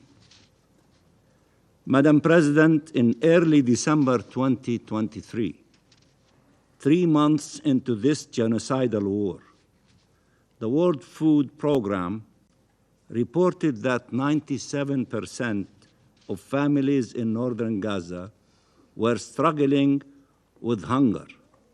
9 out of 10 people were enduring a full day and night without food, some for days on end. By early February 2024, a joint WFP and FAO report on food security in Palestine indicated that Gaza's entire population was suffering acute food insecurity, the highest share of people ever classified as such for any given area or country. That IPC estimates are actually deemed conservative should be a matter of alarm for this Council. Food insecurity in Gaza has in fact reached catastrophic levels, with over 500,000 people considered to be one step away from famine. In reality, a famine is underway, worsening every day that Israel carries on with this criminal aggression. An entire population has been stripped of its dignity and means for survival, rendered completely dependent on humanitarian aid, which is tragically not reaching them. This is in spite of the Council's efforts in Resolution 2712 and 2720, including the appointment of a senior humanitarian and reconstruction coordinator for Gaza, Ms. Sigrid Kaag, to ensure the acceleration, scaling up, and distribution of aid. But we all know that without a ceasefire, this has become mission impossible, as Israelis continues to rain down bombs and missiles and to obstruct crossings point and entry of trucks, leaving millions of people hungry and desperate. We must stop for a moment and consider what this truly means, what it feels like to be without food for days. Imagine just one day without a morsel of food in your stomach. Maybe 2 days without a piece of bread in your stomach. What the pain of such hunger feels like, the havoc starvation wreaks on the human body and mind, and no less in combination with the trauma of having to run from one place to another, forcibly displaced over and over, with nowhere safe for refuge, and all while hungry and depleted. What it means to forage for a food in the rubble, sand, and trash, to eat animal feed or food ravaged by rats in order to survive. The absolute dispersion and indignation. What it means for mothers and fathers to hear their babies and children cry for hunger day and night, no milk, no bread, nothing. The fact is that children, women and men are being left to starve, wasting away, as a result of Israelis' calculated, sinister decisions to lay siege to Gaza, 17 years of blockade and its savage military aggression.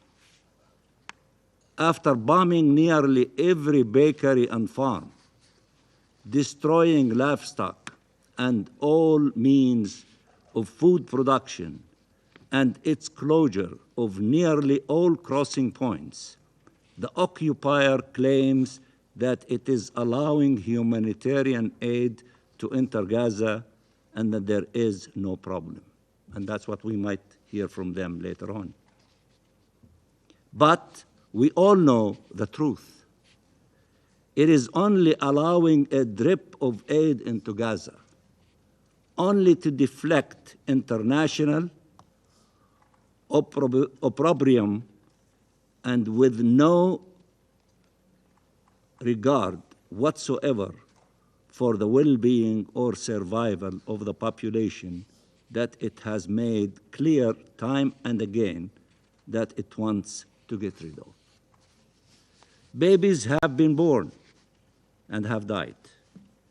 In the span of these few months, living the entirety of their short lives in the horrors of this genocide, some dying in incubators, side by side with other babies, deprived of sustenance and medical care, some dying of hunger and hypothermia in the arms of their mothers, some orphaned and left to fend for themselves in this nightmare. Israel is the architect of this human and humanitarian catastrophe, which it has purposely designed to collectively punish Gaza's 2.3 million Palestinians, half of whom are children, in grave breach of international law and any standard of decency or morality. Israeli officials have said it openly. They are going to teach Palestinians in Gaza a lesson, and they are doing so willfully and wantonly, violating international humanitarian law, international human rights law, Security Council and General Assembly resolutions, and the ICJ Provisional Measures Order in the case brought by South Africa against Israel under the Genocide Convention with total contempt. Israel has completely ignored the ICJ order and continues with its appalling genocidal crimes, including the crime of starvation as a method of war. This is not an opinion. It is thoroughly evidenced in reports of UN humanitarian agencies and many international humanitarian and human rights organizations, almost unanimously, that this catastrophic famine and genocide has been allowed to happen at all and allowed to continue for this long brings shame on all of us, not least this Security Council that continues to fail to demand a ceasefire and ensure respect for international law and for its own resolutions, leaving the Palestinian people to the mercy of the occupying power that has zero regard for its IHL obligations to ensure the safety and well-being of the civilian population under its control, choosing instead to terrorize, kill, maim, displace, and starve them. Israel's weaponization of food to punish the Palestinian people is not a secret. It was declared months ago, in October 2023, by the highest-ranking Israeli government and military officials, some of whom continue bragging about such punitive policies, with some publicly stating that such policies will hasten the decline of humanitarian conditions and provoke a mass exodus from Gaza or voluntary, quote-unquote, migration of this demographic threat, as they cynically call our people. Thus, its use of starvation as a weapon goes hand in hand with its policies aimed at the forced transfer of our people from their land, which Israel has pursued by all means since the start of this genocidal war. Its threatened invasion of Rafah, highlighting real fears in this regard. It is these same officials who continue to incite and collude with Israeli citizens who amass daily to block the entry of aid trucks to Gaza, some so depraved that they bring their children with them and offer popcorn, candy, and play structures in a festive atmosphere as they knowingly prevent food from reaching a starving population, including over 1 million Palestinian children. It is these same officials who, in addition to permitting the targeting and killing of humanitarian personnel by Israeli occupying forces, are waging an all-out assault on UNRWA, part of Israel's long-running propaganda campaign aimed at libeling UNRWA and undermining donor support in an attempt to bring it to a collapse, to continue their efforts to erase the Palestine refugee question. The fact is that starving UNRWA of funds based on the alleged, still unproven acts of a few among tens of thousands of UNRWA staff members means starving desperate Palestine refugees and displaced families in Gaza of its life-saving aid and depriving our refugees across the region of its indispensable assistance, gravely harming them and dangerously destabilizing the host countries and region as a whole. Moreover, doing so while at the same failing to pursue accountability for Israel's blatant war crimes and crimes against humanity exposes painful double standards. We thus appeal to donor countries that have suspended funding to reconsider their decisions and the massive impact they will have, compounding the collective punishment of the Palestinian people and their already unbearable suffering. Madam President, Israel's use of starvation as a method of warfare has become one of the main tools in its genocidal arsenal against the Palestinian people. This is a fact that cannot be ignored and for which there must be immediate accountability. What has been sown by Israelis extremist, far-right leaders within Israeli society that foments and enables such dehumanization and such war crimes and crimes against humanity must be stopped. This Council must uphold its responsibilities in accordance with the Charter, with its resolution on the Palestine question and on the protection of civilians, including Resolution 2417 of the year 2018, which calls upon all states to uphold international humanitarian law in conflict and ensure accountability for mass atrocity crimes. No one should be complicit in this genocide. I repeat, no one should be complicit in this genocide. Those who know their actions and omissions will deprive the Palestinian people of the means for survival, including access to food and water, and those who fail to act to hold Israel accountable, even as it wages genocide, lose the moral high ground and any credibility. Rectifying this abhorrent situation, Madam President, thus requires 3 immediate steps. 1, a ceasefire now. I repeat, a ceasefire now, as millions in the streets are repeating every day for politicians in capitals to listen to them. Ceasefire now.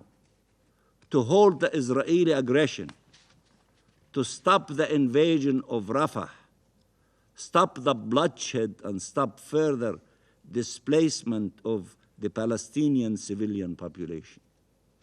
2, the unimpeded, accelerated delivery of humanitarian aid at scale throughout all of Gaza, including the north, and the entry of commercial goods.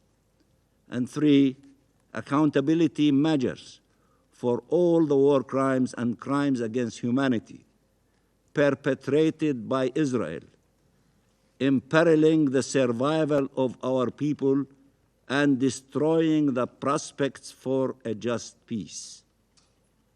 Accountability measures that should include practical measures, and punishment for all those who are committing these crimes against the Palestinian people. And also, you should, all of you, stop sending weapons and ammunition, among other things, to Israel to continue committing these crimes against our people.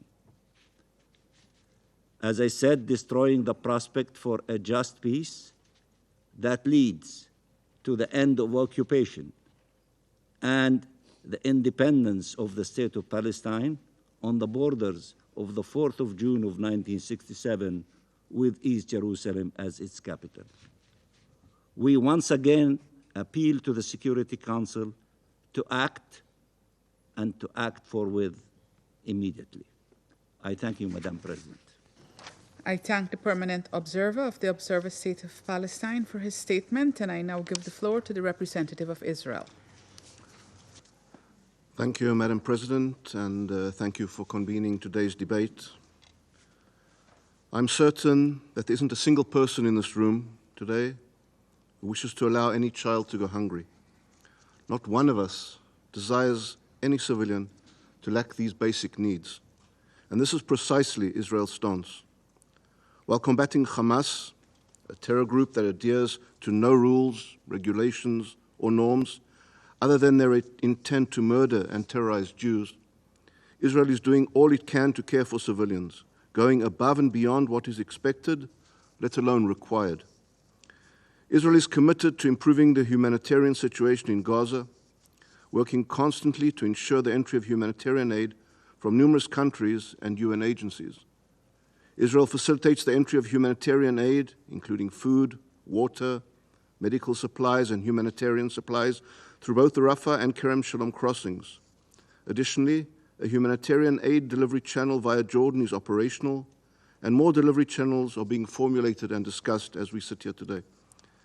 Since Hamas's barbaric attack on October 7th, and despite this atrocity, Israel has facilitated the delivery of 254,000 tons of humanitarian aid, including shelter equipment, water, medical supplies, and of this, 165,000 tons of food. Israel has been clear in its policies. There is absolutely no limit, and I repeat, there is no limit to the amount of humanitarian aid that can be sent to the civilian population of Gaza.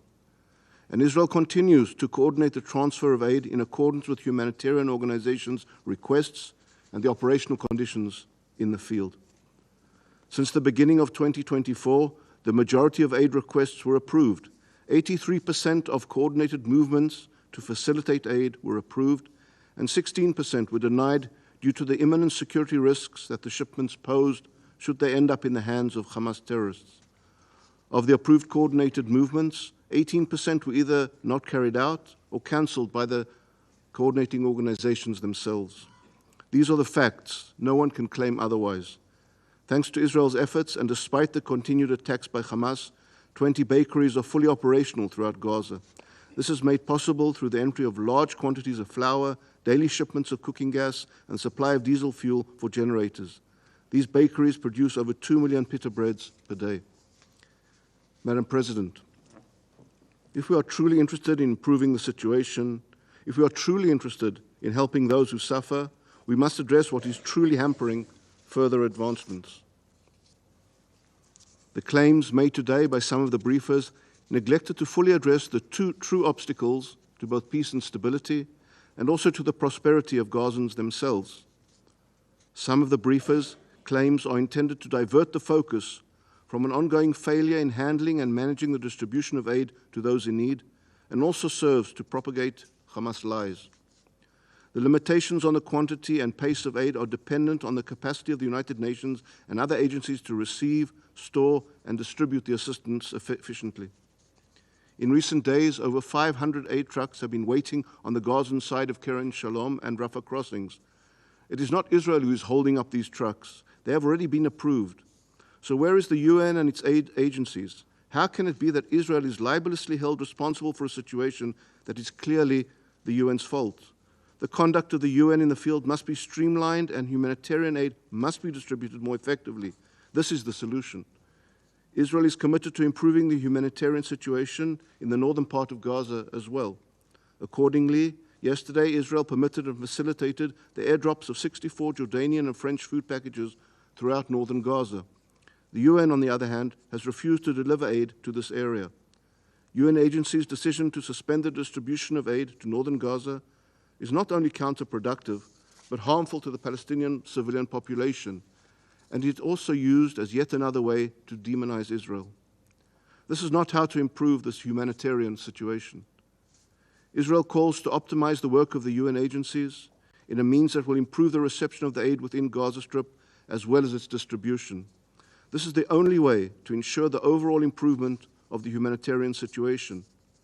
The problem of aid diversion within Gaza must not and cannot be neglected. Neither should the theft and looting by Hamas be ignored. Humanitarian corridors, water lines, and communications infrastructures have come under attack by Hamas, yet not once are these blatant aggressions addressed in this Council. Madam President, for decades, Israel has warned about Hamas's entrenchment in Gaza. Sadly, we have been widely ignored by the international community, and this esteemed Council continues to do so now. It is vital and long overdue that the Security Council speak out and condemn Hamas's use of human shields and its building of tunnels under civilian infrastructure. It is also vital that the Council address Hamas's systematic diversion of humanitarian aid intended for the Palestinian people and act to prevent it.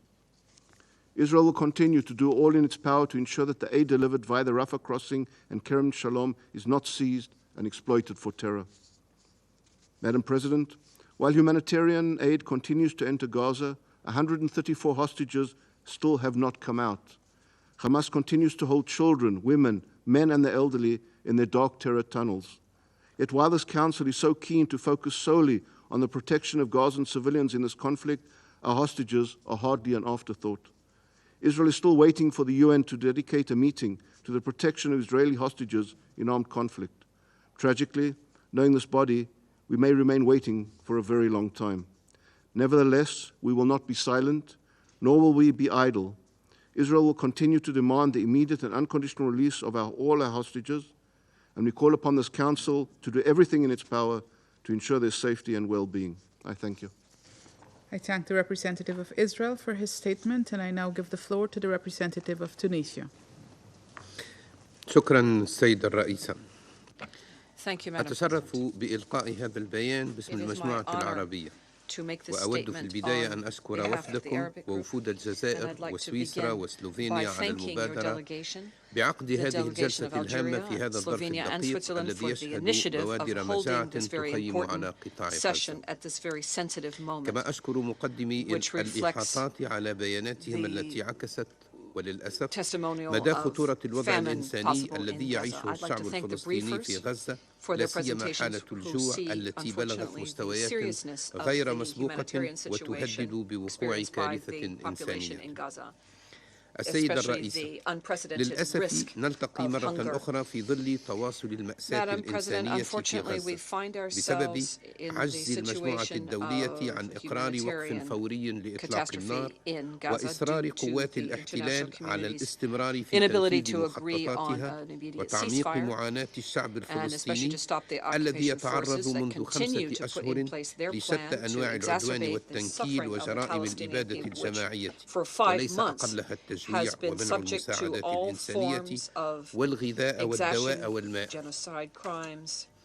تشير آخر الإحصائيات وتقارير المنظمات الأممية والإنسانية إلى انتشار الجوع وسوء التغذية على نطاق واسع في قطاع غزة، والذي تسبب في عديد الوفيات خاصة في صفوف الأطفال والمرضى وكبار السن، كما اضطر السكان إلى اللجوء إلى أكل الأعلاف والنباتات في حين تتكدس مئات الشاحنات المحملة بالمساعدات الإنسانية عند المعابر والتي لم تتمكن من الدخول لإنقاذ أرواح أكثر من 2 مليون فلسطيني بسبب منعها واستهدافها من قبل قوات الاحتلال.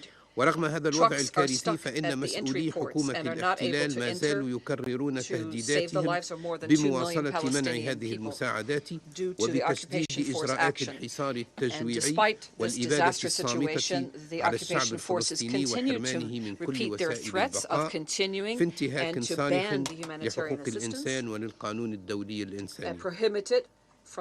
السيدة الرئيسة، لا يمكن للمجموعة الدولية ومجلس الأمن أن يواصل السكوت على جرائم الحرب هذه وجرائم الإبادة التي يتعرض لها الشعب الفلسطيني سواء بالحرب المدمرة التي تستهدفه بلا هوادة أو بالحصار والتجويع أو بالتهجير القسري، وكلها ممارسات مدانة ومرفوضة بقرارات مجلس الأمن نفسه وبالمواثيق الدولية والإنسانية.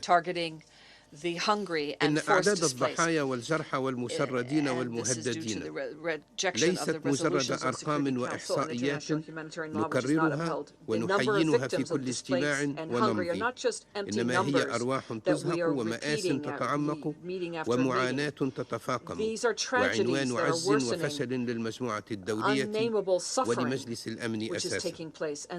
لن أتساءل متى سيتحرك المجلس ويتحمل مسؤوليته بعيدا عن الحسابات السياسية، وكم فلسطينيا يجب أن يقتل وغيرها من التساؤلات التي لم تجد إلى الآن إجابة. أقول فقط إن ما يجري تحت أنظار العالم وفي ظل هذا الصمت المريب وصمة عار وسابقة خطيرة ولا يمكن أن يتواصل مهما كانت المبررات والذرائع.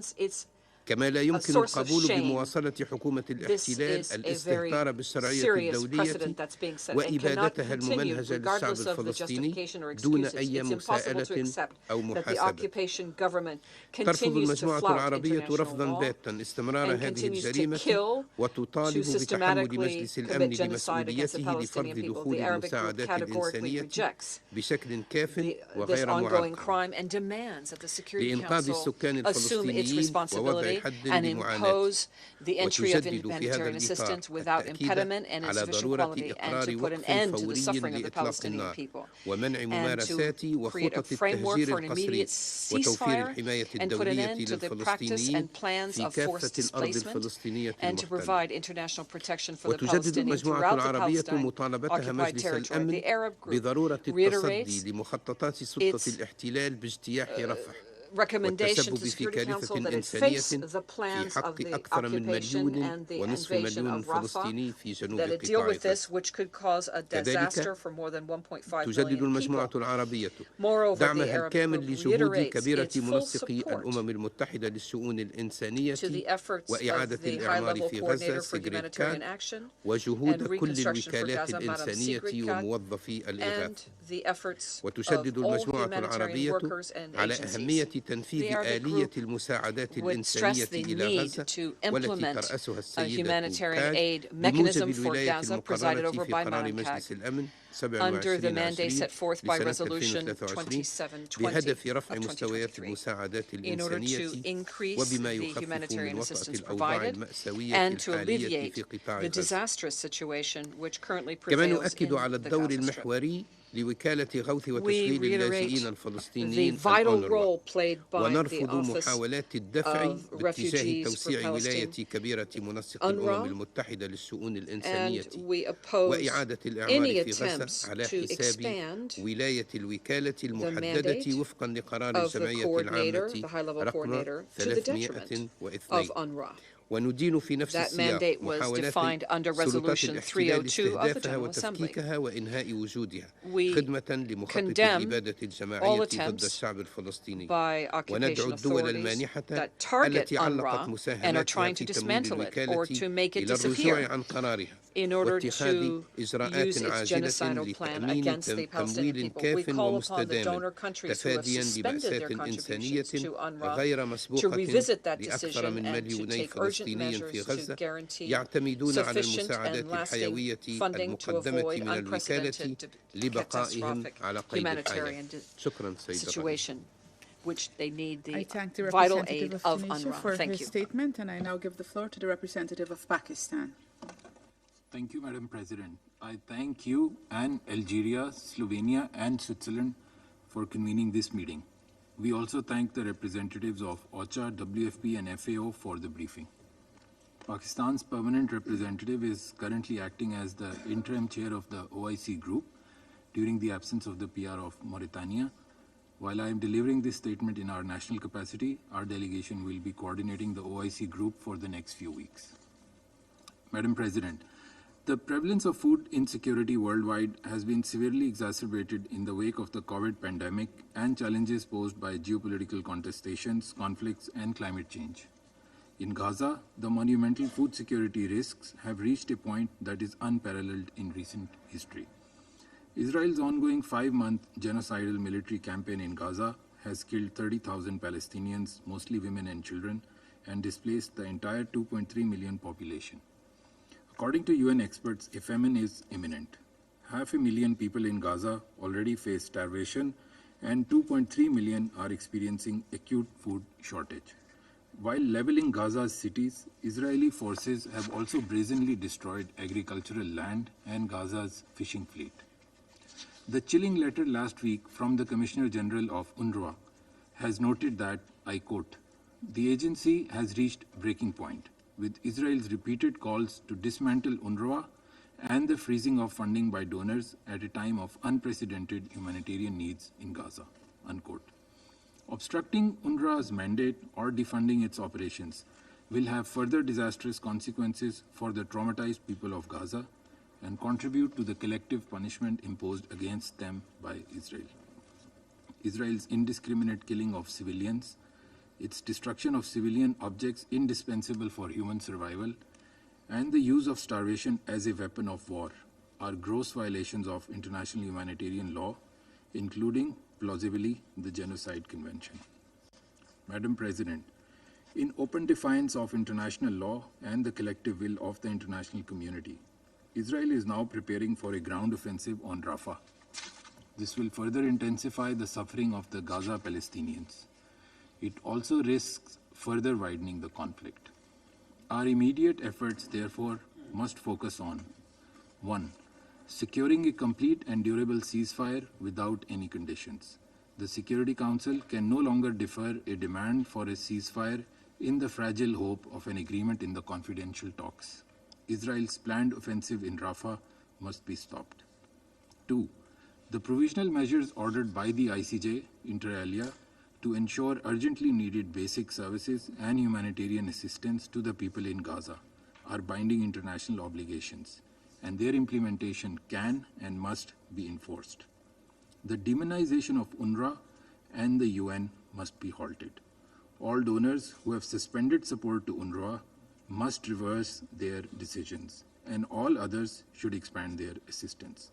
All avenues of aid delivery and supply chains must be opened and utilized. 3.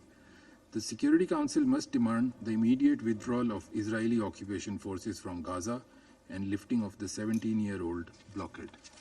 4. Consider deploying an impartial international mechanism for the protection of Palestinian civilians in Gaza and the West Bank, and to ensure unimpeded humanitarian assistance and subsequent reconstruction support to them. The options offered by the Secretary General should be reviewed in this context.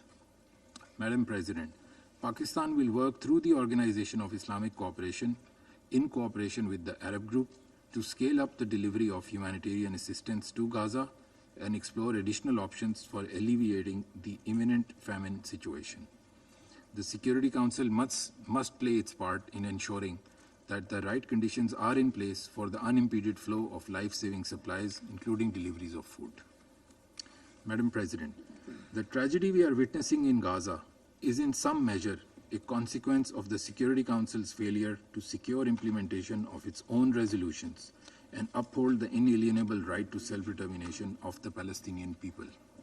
The Security Council must ensure that the legitimate struggle for self-determination and freedom of the Palestinian people, and indeed of all peoples struggling to liberate themselves from foreign occupation, receives the unequivocal support as envisaged in the UN Charter.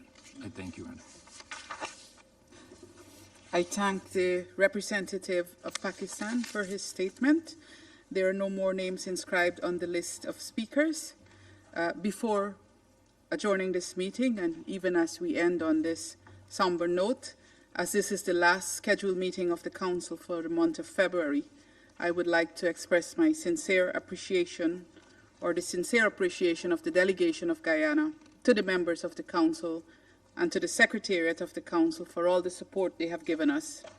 Indeed, it has been a busy month and one which we rallied to consensus on several important issues within our purview. We could only have done it with the hard work, support, and positive contributions of every delegation and the representatives of the Secretariat, including the technical support team, conference service officers, interpreters, verbatim reporters, and security staff. As we end our presidency, I know I speak on behalf of the Council in wishing the delegation of Japan all the best in the month of March. The meeting is adjourned.